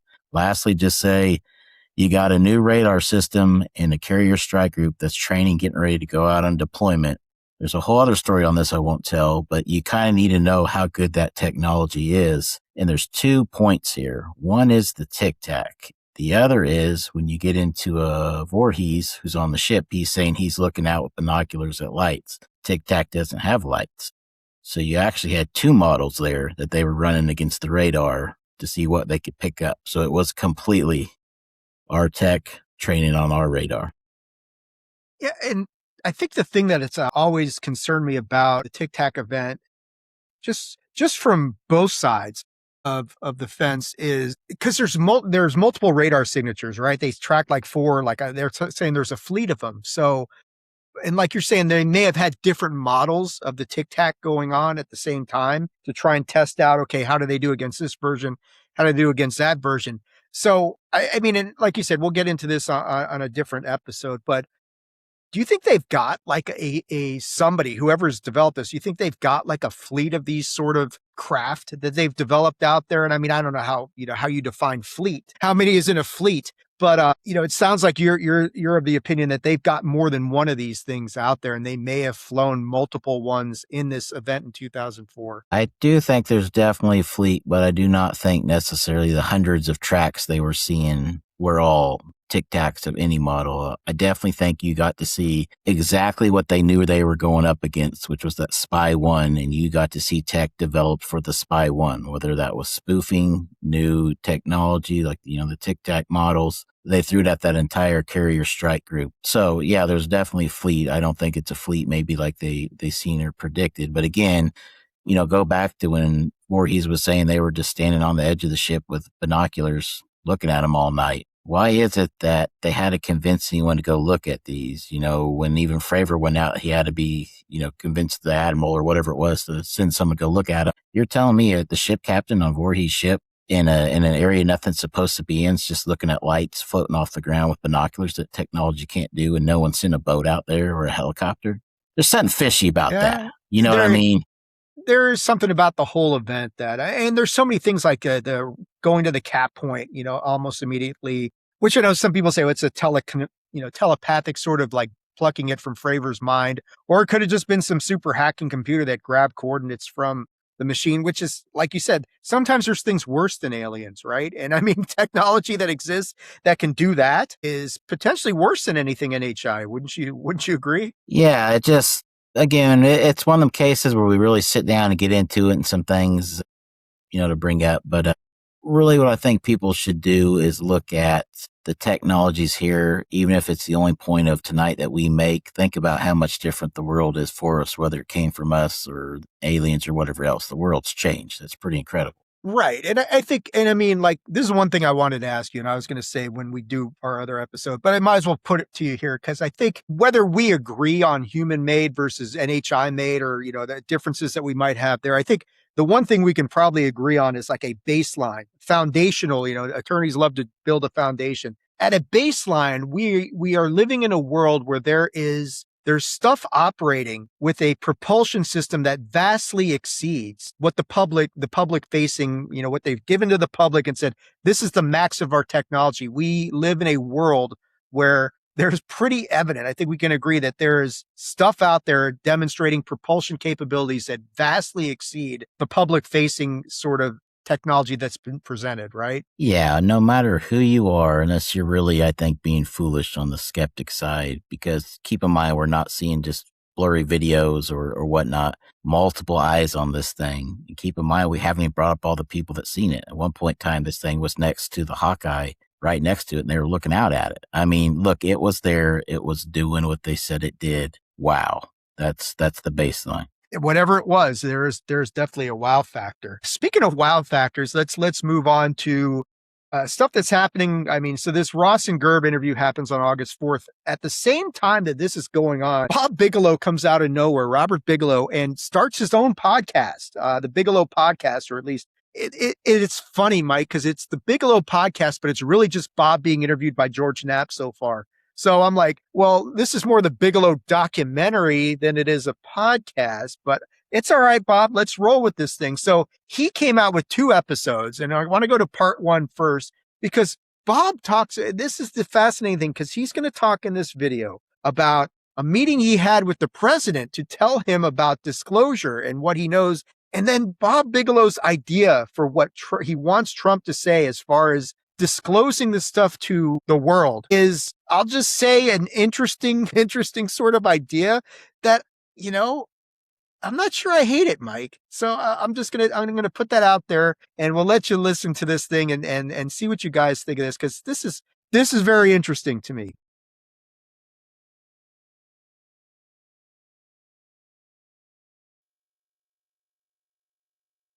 I mean, the idea of disclosure is being discussed. Earlier this year, the president issued a directive, said, start releasing information on these files. Now, it's been a little disappointing what's been released so far, and I don't know who's in charge of what gets released, but at least it's happened, and he's acknowledged that it's something he wants to share with the public. That's an amazing step to come that far. But you had a chance to speak directly with the president and urged him to go even further earlier this year. When did that happen? So I was in the process for several months putting together a series of reports on 7 different topics, and UAPs, ET, and disclosure was one of the topics. And so when I was ready, I asked to see him, and so February the 6th, I was in the Oval Office with the president, and there was a staff secretary by the name of William Scharf, Scharf, who was also there with the president, myself. And I had concerns about dumping so much information on him at one time. And I asked Susie Wiles, shouldn't I hold back and maybe only give him 2 or 3 papers? And she said, no. She said, go ahead and give him everything. I can tell you this, it may take him a while, but he will eventually read it all. So I said, okay, I'll do it. You don't know how much time you've got with him. I haven't a clue. I figure it's probably more than 30 minutes, but I don't know. And as it turned out, we were finished in about an hour and 15 or 20 minutes. But I could have taken 2 days because these were complex subjects.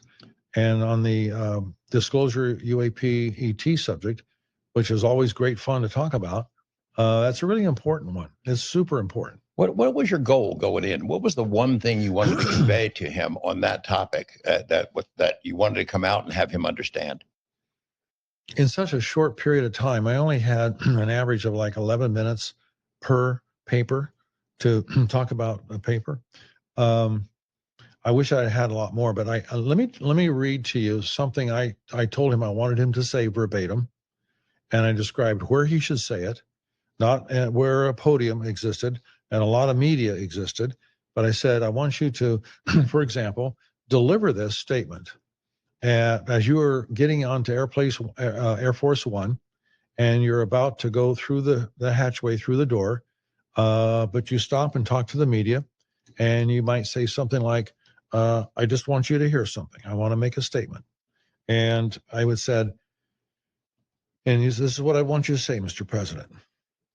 A non-human intelligent presence has been on Earth for a very long time, using spacecraft and with performances completely beyond our capabilities and our human physics. And that's it. To say nothing else. That's it. That's all. Because what this is disclosure, and it's actually confirmation. And the two are welded together. These are wedded together. And confirmation has not been officially made by any president that I know of. And has not. They've had different kinds of contact, conversations, and so forth. And a really good close friend of mine verified, Harry Reid, who he and I were very good friends for many, many years, verified with Bill Clinton that he didn't know about the subject. And this was, I think, in his second term. And there was a staffer that wrote a book, and he referred to a conversation that he and that Bill Clinton had, President Clinton had, and it involved when President Clinton said to him, before I leave office, there are two things I really want to know. What the hell is the UFO subject all about, and who really killed JFK? Yeah, his aide was Webb Hubble, who got the assignment to go dig into those. Yes. And he didn't get the answer. So Harry took the book. Right. So I gave him the book, and I showed him where on page so-and-so I said that. So he met with the President Clinton. He said, did you say this? And Clinton said, hell yes. Would you like to know the answers to those two things, He said, absolutely, I would. I mean, the sense that. So, yeah, Mike, I want to go to you on this one. First off, Bob Bigelow meeting with the president on February 6th to talk to him about 7 different subjects, one of them UAP disclosure. And then, as we know, within 2 weeks of that, you get Trump responding to Obama and saying, I'm ordering everybody to release the files and that. So, all of that kind of maybe a sort of a happy coincidence. But beyond that, Bob's Bigelow for disclosure, or Bob's idea for disclosure, is basically like Trump getting on Air Force One and getting to the top of the stairs and basically just turn around and said, oh, by the way, let me tell you guys something. There's aliens, there's non-human intelligence, they've got crap, they're on the planet with us, they've got things that we can't meet with their capabilities, go Bears, and get back on the plane and leave. I gotta say, man, that is quintessential Trump. I could totally see him doing something like that. No build-up, no big press conference like everybody's wanting, possibly the most important announcement in the history of the world, and just kind of do it in passing as you get to the top of Air Force One and take off. I gotta say, man, I don't hate it. At least it's something. At least it's confirmation, because Bob's talking about we needed that confirmation. But what do you think of all that? And I mean, our friend Nick is saying he 100% agreed with us on the civilian disclosure thing. This would be disclosure of a different sort that, I imagine it would piss so many people off. But for me, I'd be like, you got what you asked for. There's your confirmation. What do you think of all this? Well, again, most of all my answers, it's hard for me to look at anything other than from my own personal experience and insight. So in that sort of realm, we've been talking to the government for years now and promised deals. And really the point we got is we've literally been told that either have to cause enough trouble or have a lobbyist. So first thing that struck me is, of course, Bigelow gets right in with the president. Right. Right. Had no issue with it. So I will say about Mr. Bigelow, I was glad to see physically, I'd seen an interview many years ago, and he, we all get old, but he was with it.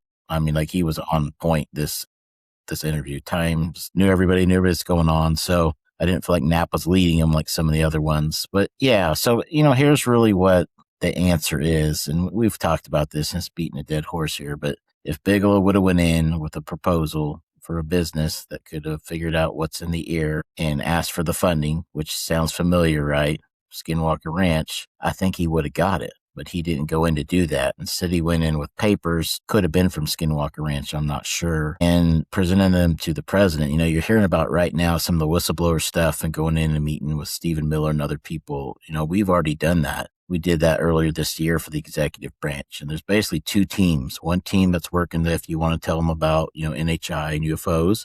And then the other team, if you want to present that it's, human technology, right? So, of course, we got with the human technology group, provided data, provided evidence, and they told us the same thing SSCI did, which is that the other side is unable. Doesn't mean it's not there, but to be fair, but they're unable to provide anything substantial for proof. So I don't know what Bigelow could have brought in other than, and I'm not saying this is what happened, be careful here, but some sort of donation or check and, some papers, and then you take my word on these papers are proof. But I do not think that even Trump will do what he asked, because if he would, I'm just going over some of the things with President Trump, like where he was talking about hurricane territory and they said that's not it. And he took a Sharpie and drew on the map additional territory and then showed it to the media. Like, if he was going to do this, I feel like he would have done it already. Is it a bad plan? No, that's probably better than a big public briefing. But yeah, I think that side is still fighting the fact that there's so much evidence that there is at least human technology that can perform some of these things. Where it came from, we don't know, but I think he's fighting a losing battle.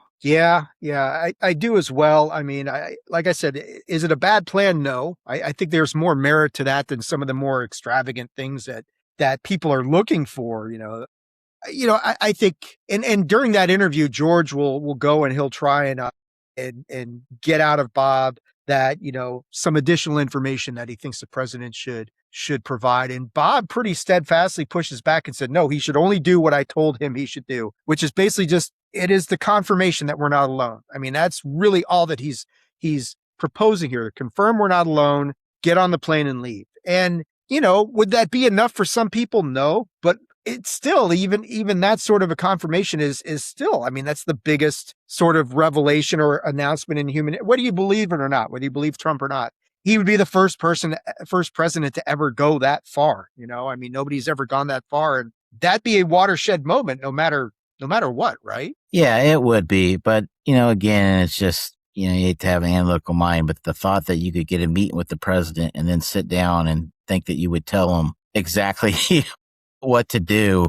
Right. It just kind of shows me that meeting may not have necessarily been in a good faith, that he wanted old Bob to come in and tell him about aliens or what to do. So I think there's a lot of context we're not getting in here. How was that meeting set up? I know we'd heard he was meeting with RFK Jr. and someone sent him over there, but there's a lot going on here, but you got to get all your ducks in a row. And I don't think sitting there with President Trump telling him that, I don't think all of his ducks were in a row yet. Yeah, it feels like he was brought in to talk about several different things and he wanted to slip in disclosure along the way.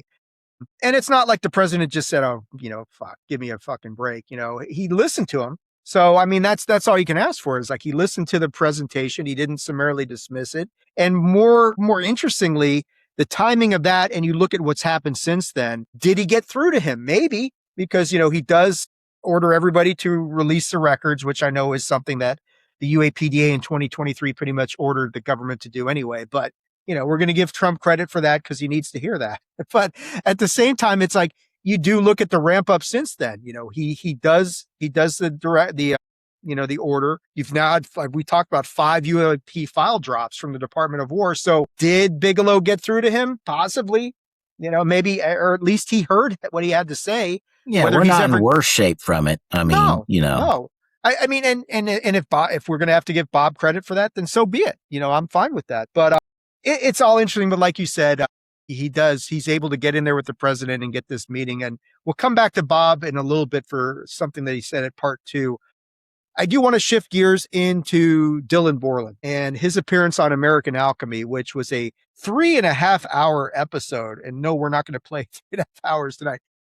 I've got a few aspects of Dylan's interview with Jesse that I really wanted to go over, because I thought, Dylan's story is one that we've all heard because he said it in front of Congress. But there's a few parts of the interview that I want to get into. The first thing I want to look at is, and hopefully Nick's still here, because Nick had mentioned, we talked about the AI visualization that Jesse had done for the introduction to this episode, which I thought is excellent, especially like where they bring Dylan's kind of what he saw, the triangle, and they bring that to life.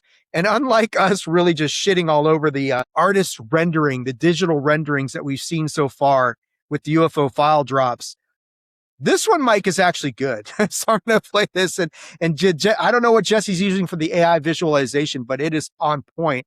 So I'm going to play this. This is the introduction to the episode, and it kind of touches on, go and watch the episode yourself, because everything that they get into with Dylan and Jesse is really good stuff. But I do want to show this introduction because it kind of gives an overview, and it does that visualization. Yeah. Which to me, Go ahead. I know Mike. he's not using tax-paying dollars, so, why is his better? That's right. That's why his stuff is better, because it is not taxpayer dollars. I don't know what Jesse's using, but it goes beyond what Riverside is giving me, because Riverside limits it to like 8 seconds. And this is better than that. We'll just put it that way. So let's take a look at this. Take me back to Langley Air Force Base 2012. What exactly did you see? Outside smoking a cigarette on the phone, BSN, and I see a light pop up near the NASA hangar. And the light starts to fly to me across the base, and as it flies to me, a triangle manifests around it.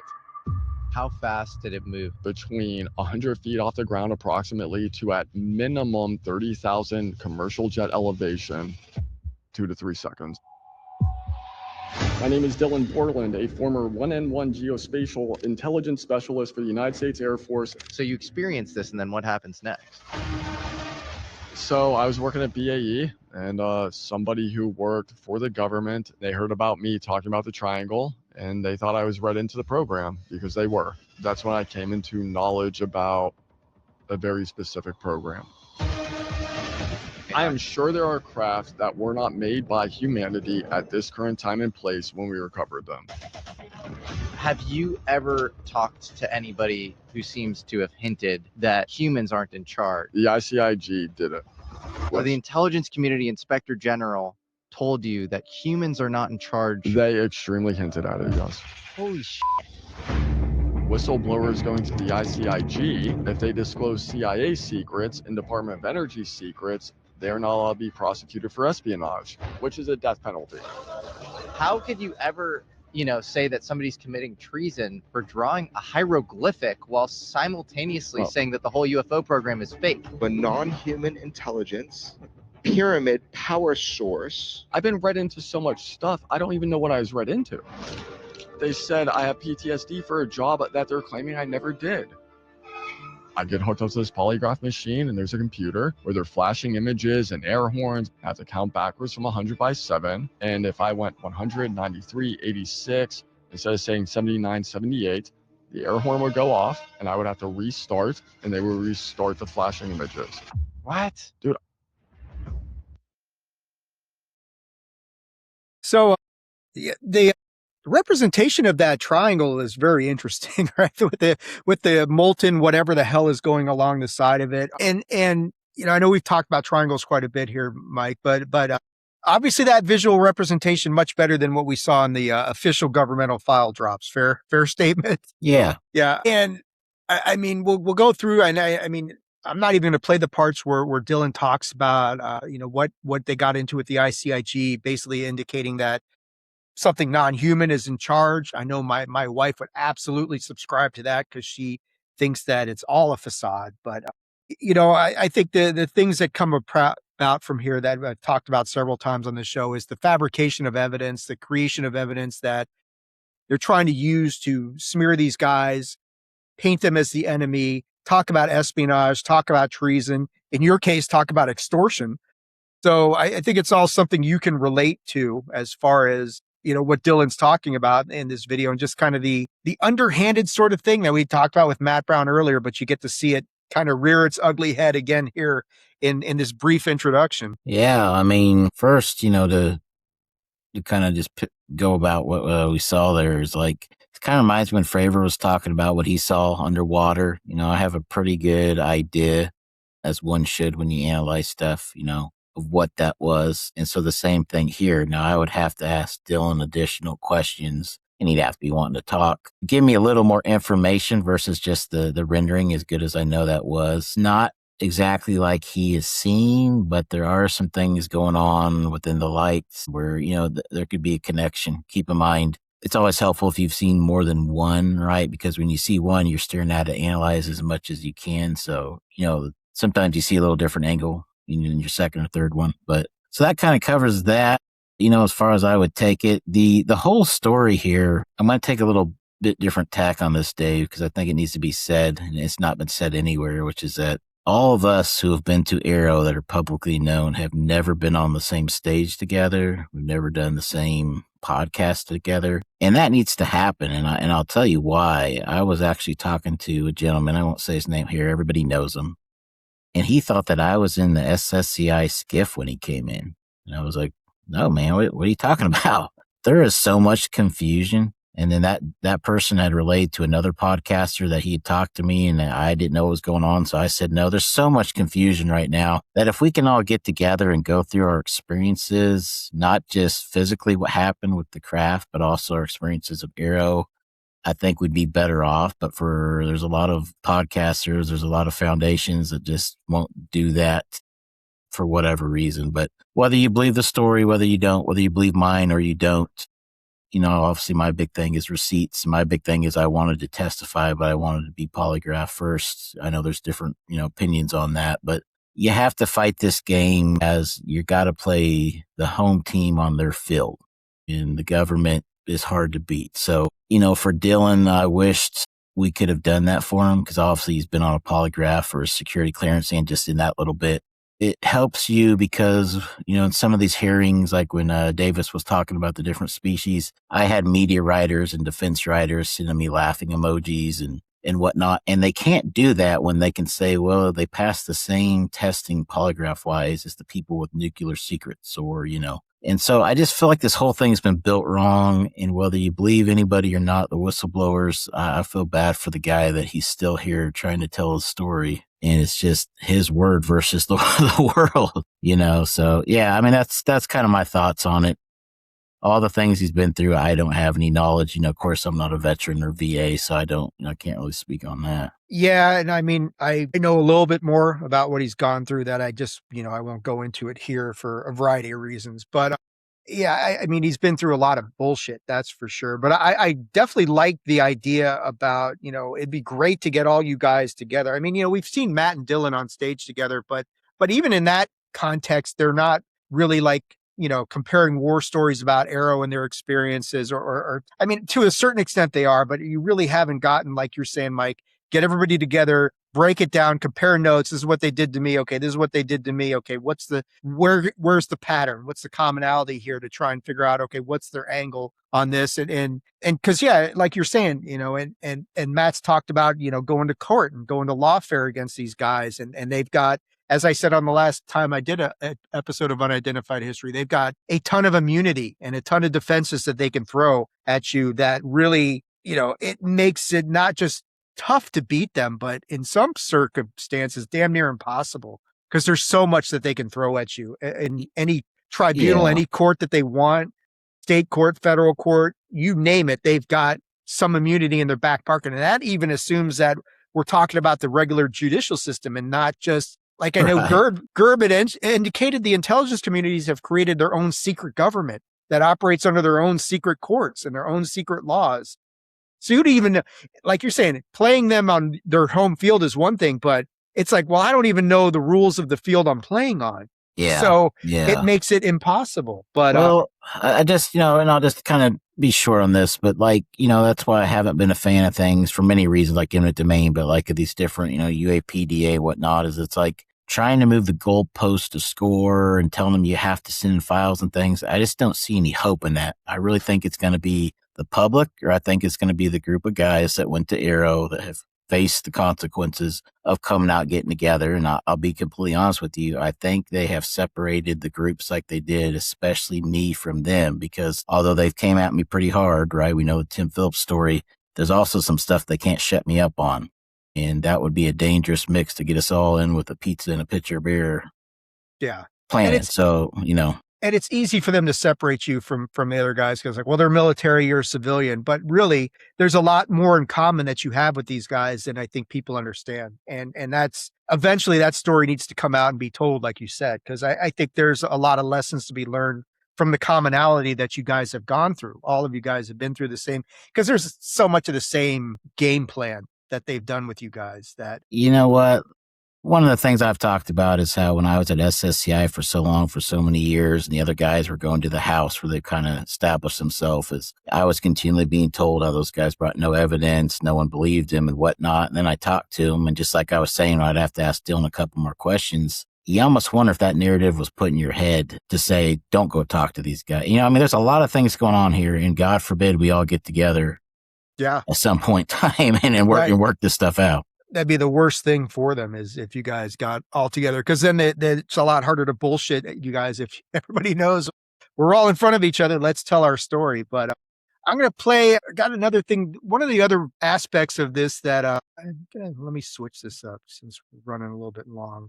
So I want to do this one because I thought this was a fascinating part about the interview, because Dylan in this one and Jesse are talking about some interesting stuff. The Book of Enoch, simulation, just some of the more religious aspects of things that I found this conversation between them really interesting, because it's stuff you don't normally hear, and it's a little bit more on the woo side of things, but it's still interesting because I think, anytime you're talking about simulation theory, it's something you got to consider in the grand scheme of everything. So I'm going to play this and see what you guys think of this. But the Book of Enoch holds any truth? I absolutely do. The Watchers came down and here we go. mated with man and created demigod Nephilim. I'm not going to make a declaration on that. What I will say is this. I'm a Catholic. Per Catholic teaching, per Malachi Martin, who was one of the first people to read the Dead Sea Scrolls, the Catholic teaching is the Book of Enoch and basically the Apocrypha.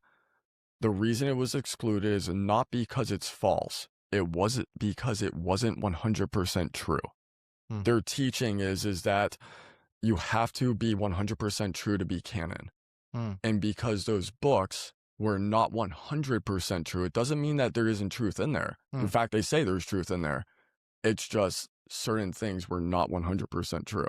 Well, I don't know. It's kind of funny. It feels like an arbitrary dividing line. I mean, the New Testament is very supernatural itself. I don't disagree, man. Yeah. And then you get into the Deuterocanon, and people understand this as the division between Protestants and Catholics. Yeah. And why the King James Bible took out the Deuterocanon and Maccabees. It's a whole thing. This is like, you and I could do 3 episodes on theology of the Bible. Well, it is really fascinating. So if you combine a couple of arguments that seem hard to argue with, you end up in a very weird ontological place about how reality works. And so I'm going to give you the 2 arguments. One is that it's most likely that we are not living in base reality. You've heard Elon Musk say this. Nick Bostrom, this famous Oxford philosopher, has, famously discussed that we're in this simulation, and that's likely why, because we're creating simulations now, so we are likely the product of a simulation. It's very easy to understand, and honestly, it's kind of hard to argue with. Don't disagree. So you take that at face value.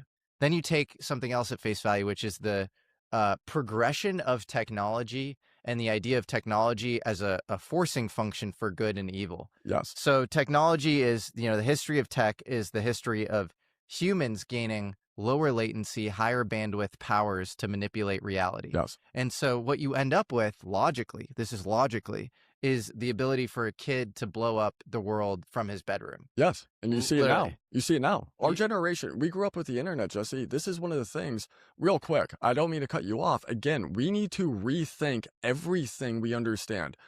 I grew up when YouTube started to become known.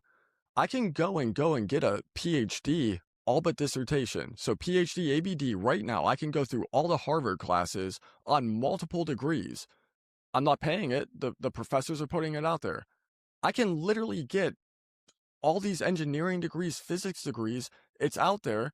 And oh, by the way, AI is out there. And if you know how to manipulate it, what you just said is true. And if you're a 13-year-old kid that's 170 IQ, you can literally, if you have the time and the intelligence, you can create everything around you and have 50 years ago, 100 years ago, what Einstein took 25 years to do. Oh, yeah. At your fingertips. Yeah, because, the internet is a very wide search space, and there's a lot of information, there. And when it comes to combination, when it comes to consilience and interdomain insights, like turning, fire to electricity or a horse to a car, that still requires human innovation. Yes. But when it comes to combination and search problems, large language models, transformers are amazing at them. They're so much faster than humans. And so if you are on one of these things and you're talking about, create some off-the-shelf nerve agent, or, create some, new pandemic, and these are the variables or whatever, this is freaky shit. But this is happening. Okay, so my point is, so you take the Nick Bostrom simulation stuff, you take the fact that technology is exponentially progressing and progressing in humans' ability to like do destructive shit in the world, but also really good stuff too. And so it's this forcing function, like I said. Then you end up with this sort of, okay, we are in a simulation that is a testing ground, which dovetails with all religions. Agreed. Yes. And we are being tested based on virtues, patience, goodness, love, of course, hate, all of these things. And if you pass the test, then you end up either in the kingdom of heaven or hell. And you could actually instantiate the kingdom of heaven or hell as, heaven is this place where tech is used for like infinite abundance. And then hell is this place where it's used for like infinite constant destruction. And so you end up with this like crazy forcing function in the afterlife if you literally just take those two things at face value, which are very hard to logically argue with. Fully agreed. Applause. Fully agreed. And then you go read Plato and you're like, who are the guardians? And why are we in a cave? And why are select people being dragged out of the cave into the light? And then why is the light blinding and painful, but also enlightening on some level? Like, it kind of sounds like you're being dragged into that wider, possibility space. My opinion is fully agreed. This is why, again, like, I know things for a fact. I'm going to say this, and people behind the scenes, and this is going to resonate. I'm actually choking up about to say this. Keep loving your heart, be a good person, tell the truth. What you do here matters. You're an eternal being who lives forever. It's up to you. I know those things are true. Pretty deep stuff there from Dylan and Jesse. I mean, and a lot of the episode kind of dovetails into that sort of stuff. But Jesse's take on technology and simulation theory and just how AI can do certain things so much better than humans and that sort of thing. And kind of what I wanted to go over with you, Mike, and ask you a little bit is, do you think with the proliferation of AI and how much more effective AI is getting right now, could that be a driving force behind, we talked about, you mentioned it earlier and talked a little bit about, and I've mentioned on the other episodes, pressure points and what could be forcing this possible rush to disclosure. Is AI a risk in this respect that it could, because every time they launch like a new model of something, they've got to monitor it closely. And sometimes they have to shut it down because it's too effective. But is the risk that AI discloses the truth of whatever we're dealing with so real that maybe that's what's motivating this kind of rush to disclose something?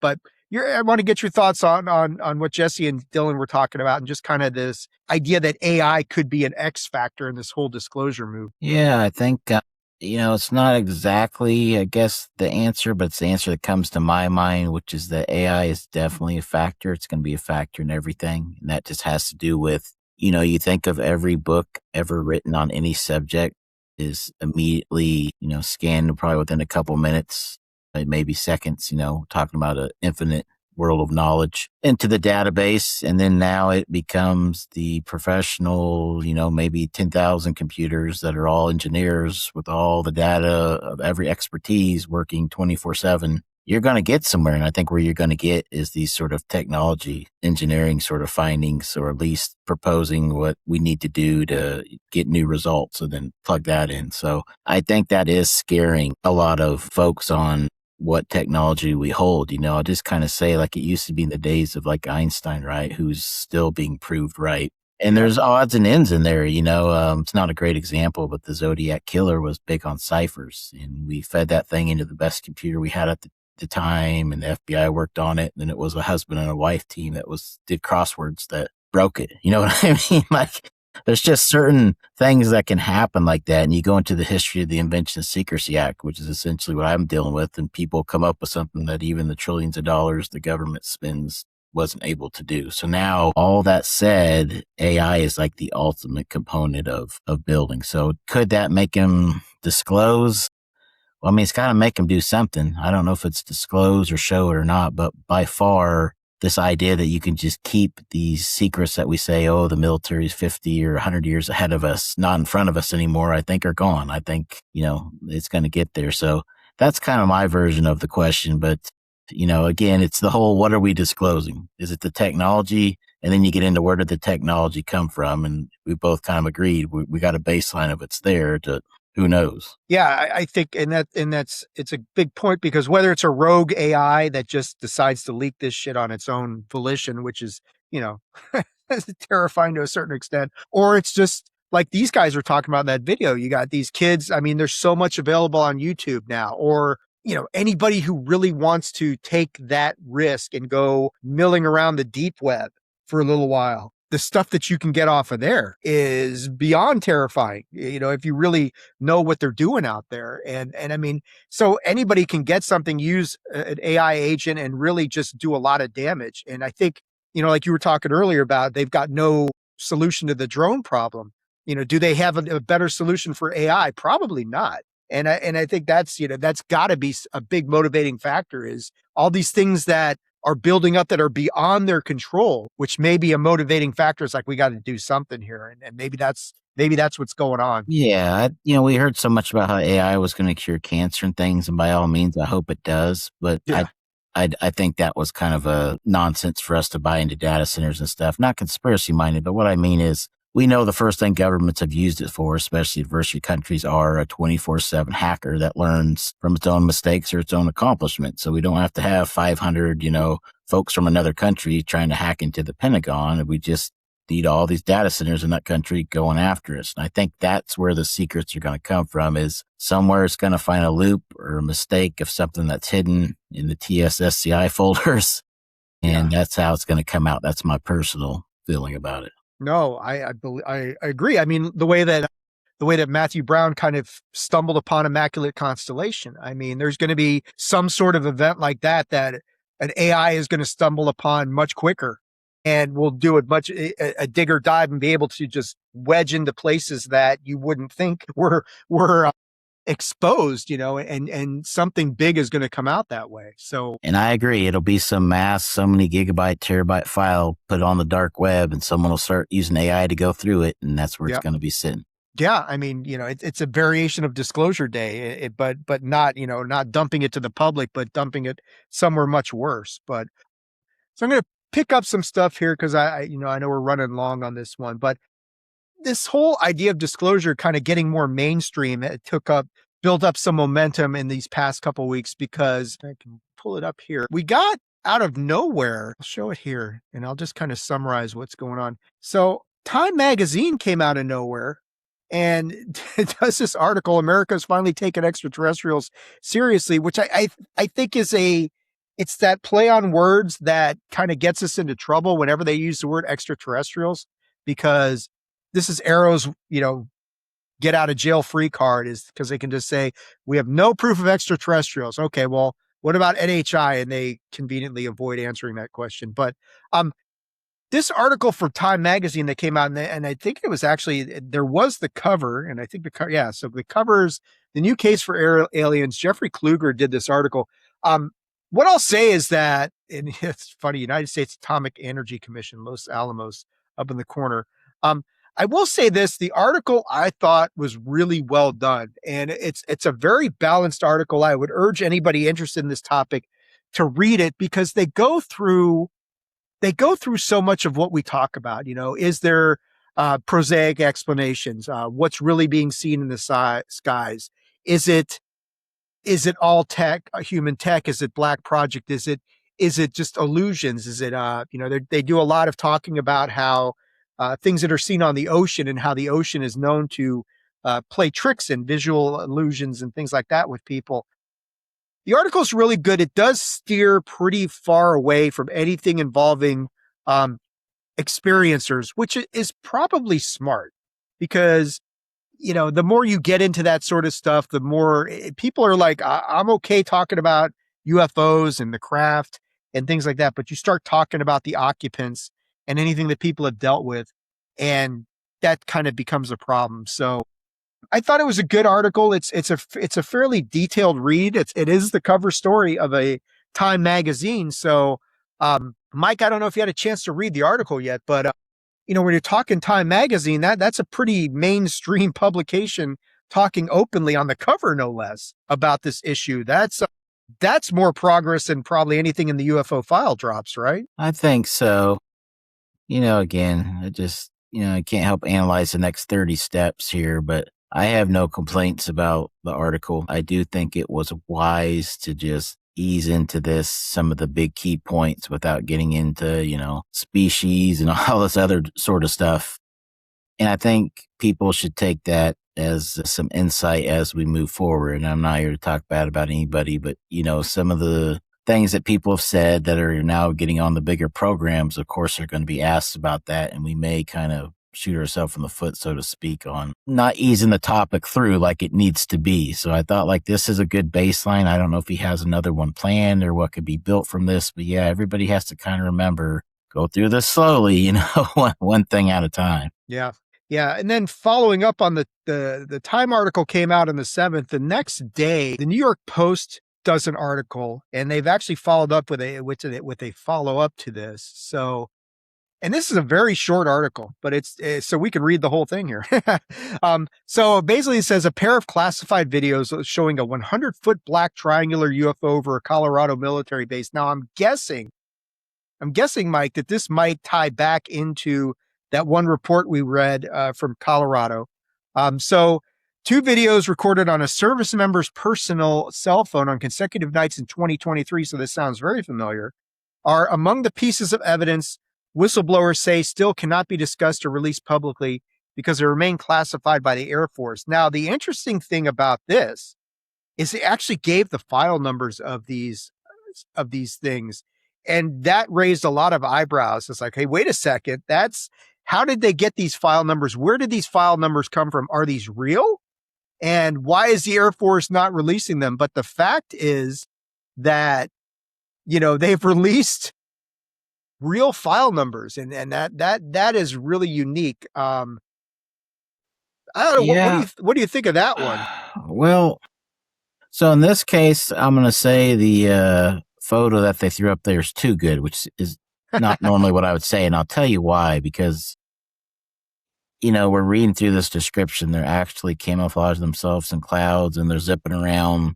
Yeah. Are we really going to get great colored footage, or are we going to get more of what we've seen in and out of the cloud blobs, which is black and white, shape? So, I mean, I'm not saying I'm hopeful. Look, I just like everybody else, I hope so, but that's my first worry. And then when you go into the file numbers and where do we get them from, is this kind of one of them things where, it's from some of our podcasters that have them, and that's great they release them. But I just mean, people shouldn't, I don't think we should get too excited. I think even if they find these, which my understanding is that was it Sean Parnell who was looking into it, had read the report, the press secretary of the Department of War. So we'll get an answer. But again, I just don't know if this is the kill shot that we're all hoping for. Right. And to your point, I'll share the follow-up to this thing, because we did get a response. This came out a couple days ago.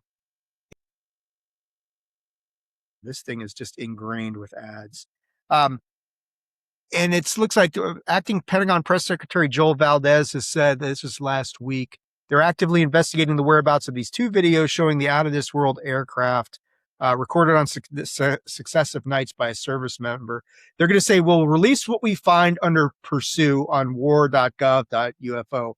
To which I say, probably not. Right. I mean, if this is anything compelling, Mike, they're not going to release it on. Yeah. If it's what we want to see, it's not getting released. Yeah. Yeah. I think that it's all lip service. It's like, you're not releasing that on the Pursue website. That's not going to happen. So, I don't know. We'll see what they come up with this, but it is kind of cool that you got a response from the Department of War saying, hey, we understand you guys are saying these things are being withheld. This would contradict the president's order. So we're going to look into it. Now, okay, whether that leads to anything or not, we will have to wait and see, but it's something. I mean, I agree with you that if this thing shows up, if it's anything compelling, it's not going to be on the Pursue website. It just reminds me a lot of the so-called, UAP that was hit by a, Hellfire missile, and that, like it just wasn't what it was advertised to be. So I just kind of telling people maybe don't necessarily put all your eggs in the basket, because that's kind of what the community does. It's like, oh, this is it. Nope. Oh, this is it. We got to have backup plans and so forth. My one worry here is they're responding to us, which is great. But if we get to the end of all this, of all the files, whether we got them all or not, we don't know. But if we get to the end of the public files that they have, and the answer is we got a total of nothing, we just ran our whole game out, and that's the end. I think people should start looking at that now before when we get there. Yeah, absolutely. I completely agree with that. So it's great that everybody's looking into this thing, and that they're taking that. It at least seems like they're taking some of this stuff seriously. So, we'll see where they end up with that. Some of the other stuff I'm going to skip by, but I'll just mention in passing because I know we got to get out of here. But had some stuff from Marco Rubio. He had basically said that, I think he was asked, a conspiracy theory that he actually believes in. And he kind of said that UAPs aren't a conspiracy theory. And he really, kind of relayed some of what Marco said in the past, that he doesn't know what it is, but he wants people to look into that. You've got a lot more, Chris Sharp from Liberation Times continues to maintain there's a disclosure speech, probably a disclosure speech A and B. Whether Trump actually decides to go with that or not, I think a lot of that depends on we're gonna have to brace for impact as we get closer to the midterms, because it does feel like there is a bit of a full court press going on right now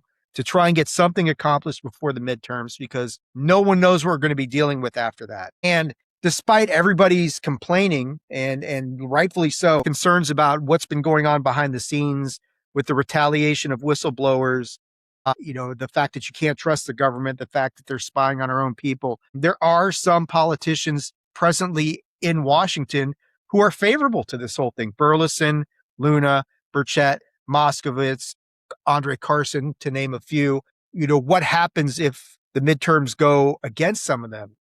How is the environment going to change? Will a new dynamic in Washington be as pro-disclosure, or so it seems, to this whole issue as they have been so far? I mean, for all the problems that exist right now in Washington, it's been unprecedented the amount of attention that this topic has gotten the past few years with this current roster that you have in Washington, right? So, I'll go to you, Mike, before I want to kind of close off talking about Dave Grusch.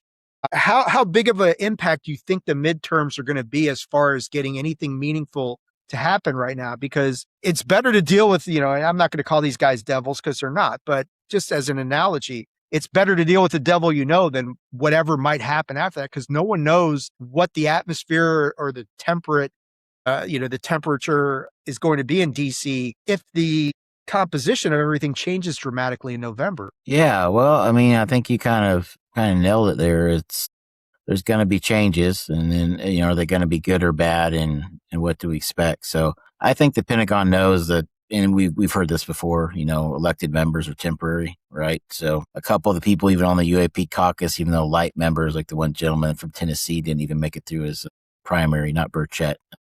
I think his name, I can't remember the other gentleman's name, but so things could happen. I think for sure Burleson's going to go through, and a couple of the main players. So I think at least you'll have that. But really what matters here, people, is not that they get reelected. Most of these individuals, men and women, are freshman members. You have to be in a powerful committee. So until we can get some of these people on intelligence, on armed services, on the chair of oversight who can issue subpoenas, you're kind of looking at another 4 years of fishing. That's not a knock against these people, but SSCI, like I've said before, you go into SSCI and you give them information, someone leaves that room, goes out and calls the Pentagon or the NGA, gets verification, comes in and nods yes. You know what I mean? Like that's how you got to run an investigation. So I think that's the biggest problem, is not just getting people through, but are there any of them going to actually get put on a committee to do something this round? Yeah, there was Pavel and Andy had their live stream today, and Dan Cleary jumped on there. And one of the things that was discussed, which I know I've mulled this over myself, is could Trump or the Republican, GOP, whatever you want to say, but it would probably be Trump, could he use disclosure as a weapon to suspend elections? In other words, if he says that, yeah, we're not alone and they may be a threat, and we're not sure what's going on, but we need to suspend elections because we need to investigate this stuff further. Now, it would have to be one hell of a threat to actually be able to suspend the electoral process. But what do you think? I mean, that seems like a nuclear option? What do you think? I mean, is that go ahead, Mike. Sorry. Jump in either. For me, if anything like that's going to happen, it's always, is there a simpler option? And the answer is yes. And we've seen it in places like Ukraine and in other countries, right? Where if you're in the middle of a war, which is not hard to get into the middle of, you suspend elections. I think that compared to saying disclosure and suspending elections, I just think you're talking probably 100% to zero of what's more likely. So could they or not? I don't know, but I just don't see that as an easier option if, and it's a big if, we go down that track. So, maybe they were taking a different angle on it, but again, and like you said earlier, there's some cases we can point out, but it's not like they're a hostile, they're not hacking our systems, knocking out our infrastructure. That would be the part where you could suspend the elections, I would think. And I don't think we've pissed them off enough to do that. Yeah. I mean, something like Colaris, if you've got people who are actually being attacked or directed energy weapons actually being used against people, and you can document that that's going on and you can attribute that to. But I mean, even if it's not NHI, you can always frame it that way. I mean, that's the whole Project Bluebeam sort of thing, saying, oh, people are getting shot up by directed energy weapons and we don't know where they're coming from. So suspend elections. Yeah.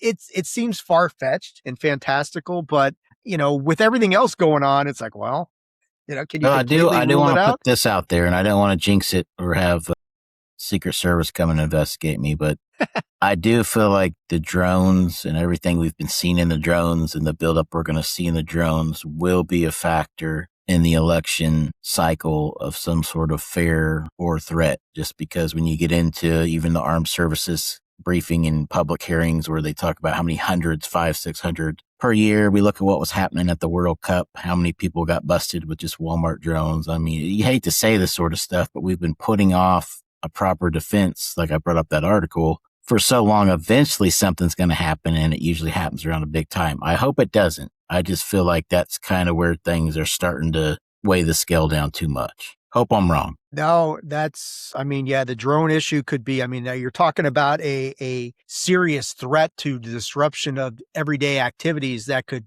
trigger somebody trying to forestall elections. I mean, that's something you could look at and say, well, that's identifiable, and that is much more plausible than aliens attacking us. So I get what you're saying, Mike. I don't want to jinx it either, but that's something to think about.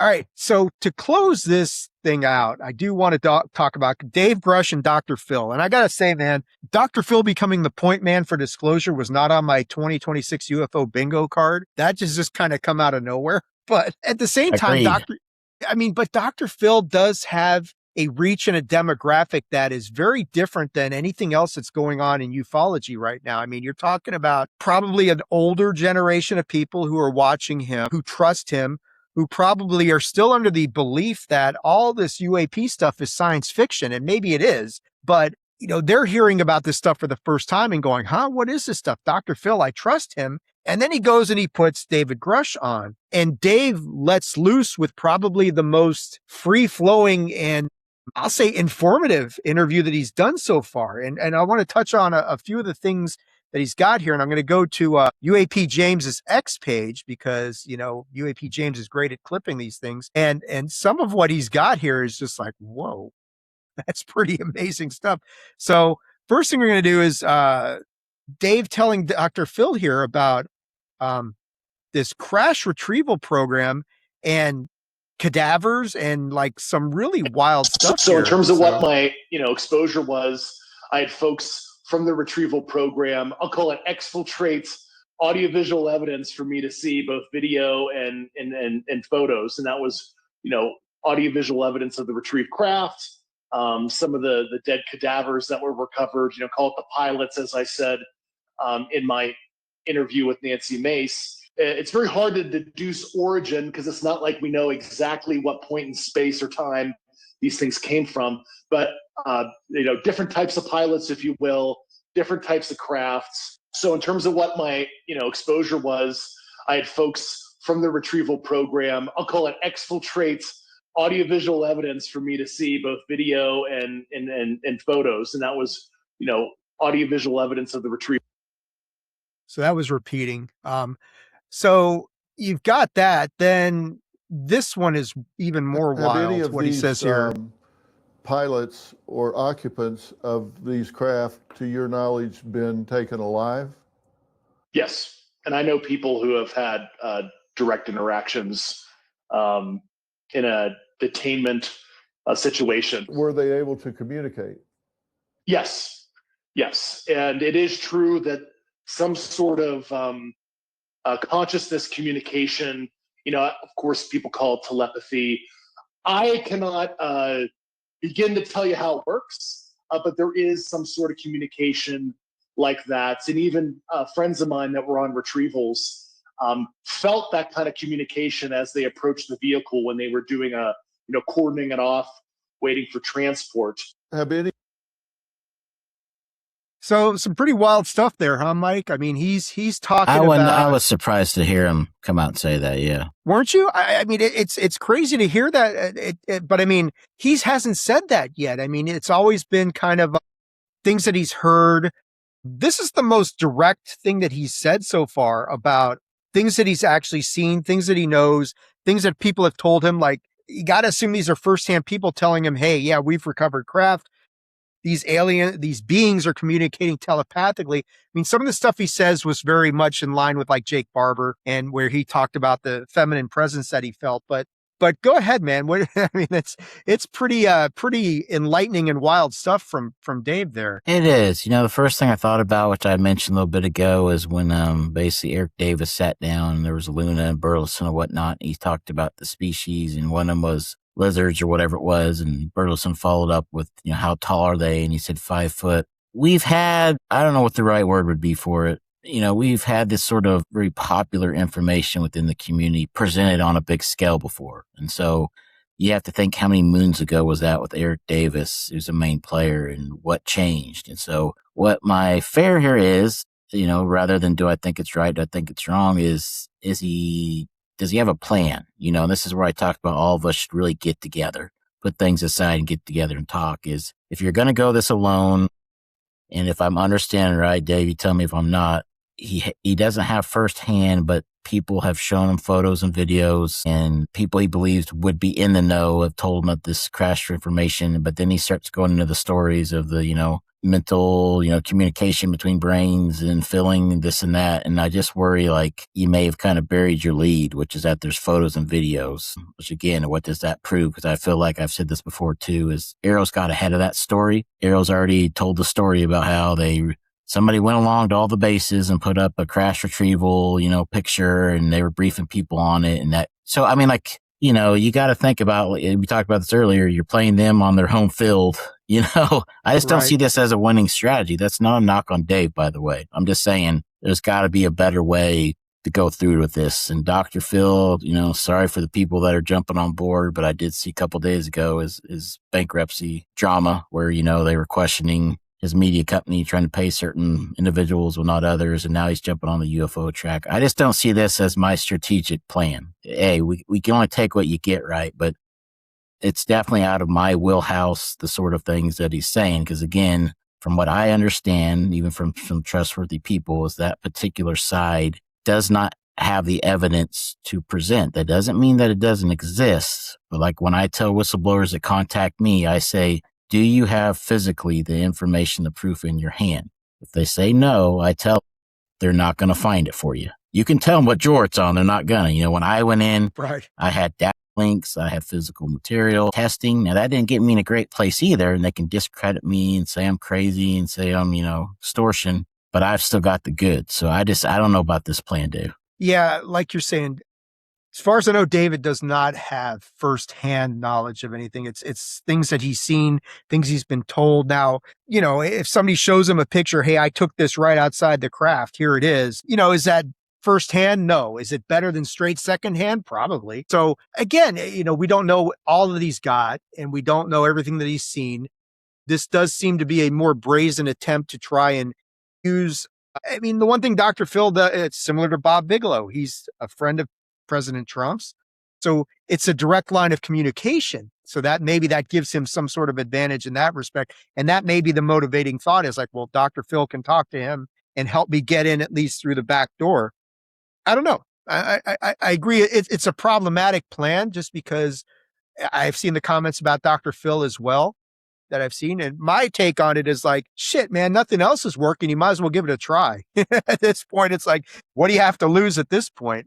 Yeah, I mean, I think if you're on that side of track, and I think there's probably most people are clapping for that, that's fine. I just, again, I have to have a real strategic plan A through Z. And I just think that, if other people can't get in to find the information, it's just hard for Dr. Phil to go to President Trump. It's just, whatever's there is going to be gone by the time you get there. I mean, it's just like it can be defeated so many ways. What else do you have? I don't have an answer, but I'm just saying, be cautious on this working, If it ain't working for Bob, then, it may not work for Phil either. So yeah, we'll see. I do have one slight video that's a little bit longer I wanted to play on Dave. It's a couple minutes long, and then we'll call it a night. But I want to play this because this is one of the more interesting things that I think he came up with on this thing. So let's see if I can play this here. Okay, Chad from Brew of Foes is in here. Get this going here. Yeah, I remember him as well. So it's good. We got some guys. He's a good guy. He had a really great interview with Megan Medic from Reality Check. Ross's, I won't say better half, but the better part of the production. We'll just put it this way. So let's listen to what Dave has to say here, and then we'll get ready to wrap this up. So I assume there's great interest in their propulsion system and how they're doing what they're doing. Yes. Is that a huge motive? It seems like if you could reverse engineer that and figure that out, that would revolutionize everything. I mean, the entire fuel systems and propulsion systems would become antiquated if you could reverse engineer what's making these things go. Yeah, and it's funny because I was cleared into some of the fruits of our labor, so to speak, and there was a lot of programs that, once again, I thought we were defrauding the American taxpayer, because you have a certain smorgasbord of classified programs reported to Congress, and then Congress authorizes and appropriates funds to fund said programs. But then you have this carved out base of technology that is sequestered, and a lot of it has civil application that would, help humanity. And I have to be careful not to infer certain technologies that are unacknowledged by the federal governments. But there's a lot of things that I see civil application and that could be responsibly introduced into society to help us and to also fuel different economies and whatnot. And yes, the closest galaxy, I think it's M31 Adromedon, like you said. However, within our own galaxy, there's extrasolar planets around other nearby stars. But I do caution to ascribe this whole phenomenon as merely just extraterrestrial. That's certainly a piece of the pie. That's likely what some of this is. But there's other, taxonomies of anomalous intelligences, we'll call it, that perhaps it's ultra terrestrial. Perhaps it grew up here and it left and it came back. And there's shadow biome. There's other types of origins. There's under the sea that we don't understand 70% of our oceans, and what advanced intelligence might have developed on the seabed, so to speak. Wink, wink. And so there's a lot of different things that this could be. I certainly don't have all the answers, and I'm not omnipotent and did not have full exposure of the U.S. government's holdings and analysis of that. But we need to be open to a lot of different possible origins, none of which I think conflicts with basic Judeo-Christian theology. But we need to be open to some of that too, because I suspect a good portion of this is not, traditionally extraterrestrial, so to speak. Yeah, and Chad hit on what I was saying. The wink wink part is, what was that all about, Mike? I mean, he's definitely, I think most of us would agree that whatever's something going on under the sea in the oceans is a big aspect of things, because if you're hiding somewhere, if you are NHI, there's no better place to do it. But it sure seemed like Dave was trying to nudge us in a certain direction there with that wink wink part of that, right? Yeah, I mean, I'm not sure about exactly what he was trying to say there, but I could tell you there's also something going on under Dave Grusch, because this is not a normal Grusch interview. So again, that just kind of was like, man, he's really pressing hard on this. I mean, he's, wink, wink. He's going in areas he hadn't touched. I mean, so yeah, I think that was more of curiosity to me than the whole C thing. Again, I'm sure there's a story there. Yeah, I don't know what it is, but boy, he really was, it was a different interview. It was a different interview. It really was. And I think, and yeah, Chad's agreeing with us as well. I mean, for sure. And it ties into what we were saying. I mean, there is this push to get disclosure done, whether it's the midterms that are really motivating this thing, whether it's some other threat. But I agree with you completely, Mike. This interview was so different. And that's just a part of what he was talking about. I mean, he's talking about all sorts of stuff in this interview. I mean, telling Dr. Phil, hey, I can take you out west. He's indicating there's a UFO too large to move here in the States, I think, because, as far as I know, Dave's up in Colorado or something, because he's talking about the Rocky Mountains. And then he tells Dr. Phil, hey, I can take you out west and show you this stuff. It's like, well, from Colorado out west, there's not much room. I mean, you're talking a few states, Nevada. Yeah, I think we all know where that's at. Yeah, I think it's probably not too far from where I live, to be honest, out here in California. So, or Area 51. I mean, but I mean, yeah, you say that, but it could be Area 51. It could be Edwards. It could be, who knows, somewhere in New Mexico. Who knows? I mean, that sort of thing. But I agree with you. It's a very different sort of interview from Dave Grusch. And there does seem, I mean, there's stuff like stuff I didn't get to tonight just because we're running out of time. But, Ross Coulthard talking about that there's a directive from the president to shoot down UFOs if they see them, because he's trying to gather this technology for himself and run the deep state. I don't know. I mean, that sounds pretty crazy, but could that be the case? Could Trump, like Burchett saying, Trump really be getting blocked by everything and he just deciding I'm going to go rogue and take this matters into my own hand? Possibly, that could be the case.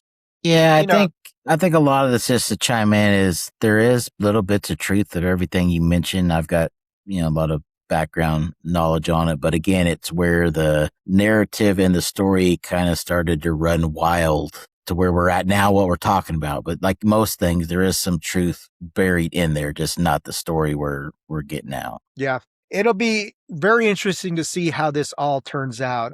Last thing I'll say, and then we'll cut out of here, is I did go to see Chris Ramsey's It's Probably Nothing show in Los Angeles on August 12th, which was excellent.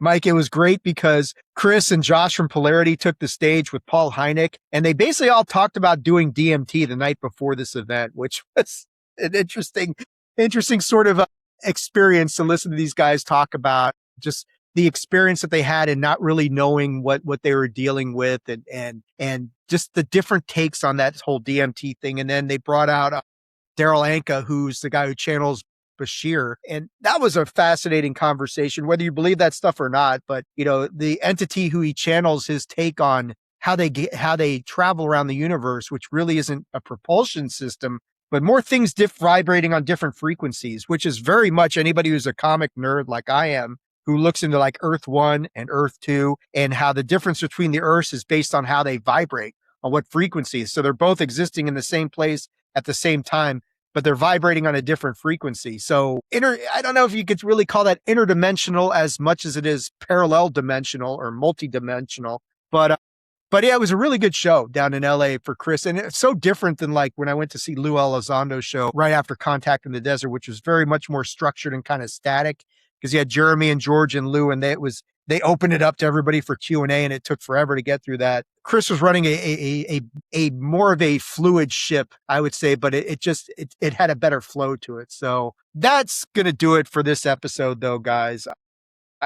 Mike, look, I appreciate so much you sitting in here with me tonight and going through all this stuff and trying to make sense of everything. And I do hope we're going to get together soon to go into deeper details on your story and kind of try and get an update as to where we're going. And I mean, we kind of did an introduction to your story here as we went along here tonight. So I really appreciate it, man. Before I cut you out of here, I know we're still maintaining your anonymity for a variety of very good reasons, but you still have a social media presence. So where can people interact with you on social media if they want to see what's going on with Whistling Mike? Yeah, well, I guess that's the good first update. It's kind of a first and last update. I jumped off of X, God, we're about 2 months ago. So my thing is, when I went into Arrow, I went in as a business. I think I've made that pretty clear, to people.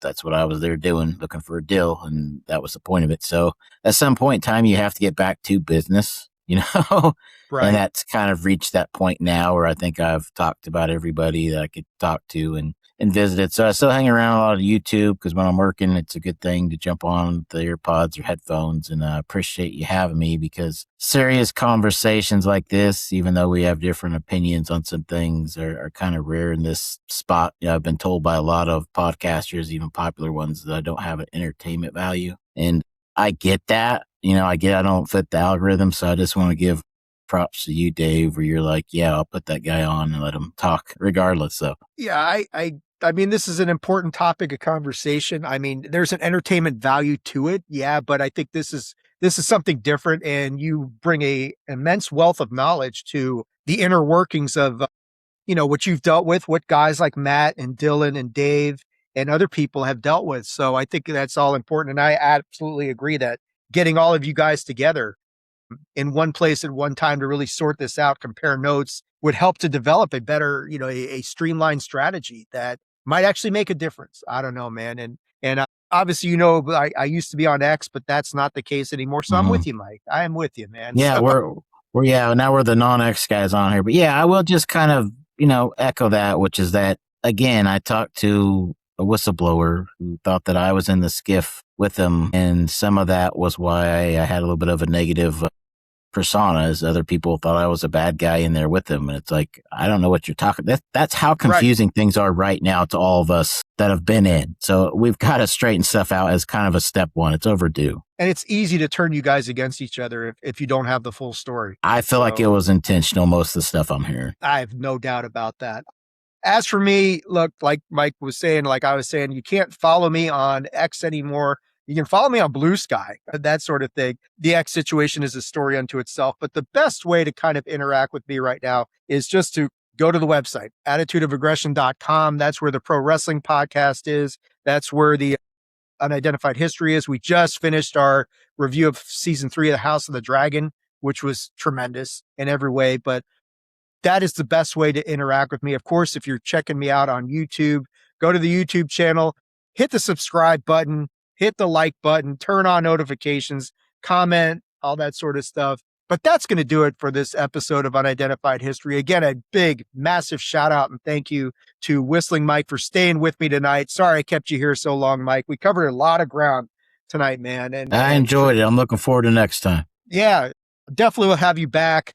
Maybe we'll get Tunney and DJ in here. But we are going to talk about the Thomas Mantell incident that's coming up and the deep dive on Antarctica, which is just an evolving process, much to my wife's dismay. She's like, I only wanted you to talk about one thing. I was like, yeah, but you wanted me to look into it and you know what I'm going to do with that. So that's coming up real soon. But until next time, guys, like we always say here on Unidentified History, do the research, study the history. Most importantly, make up your own mind. If you've learned anything from me and Mike here tonight, even if we don't agree on everything, you can have an intelligent conversation about this stuff.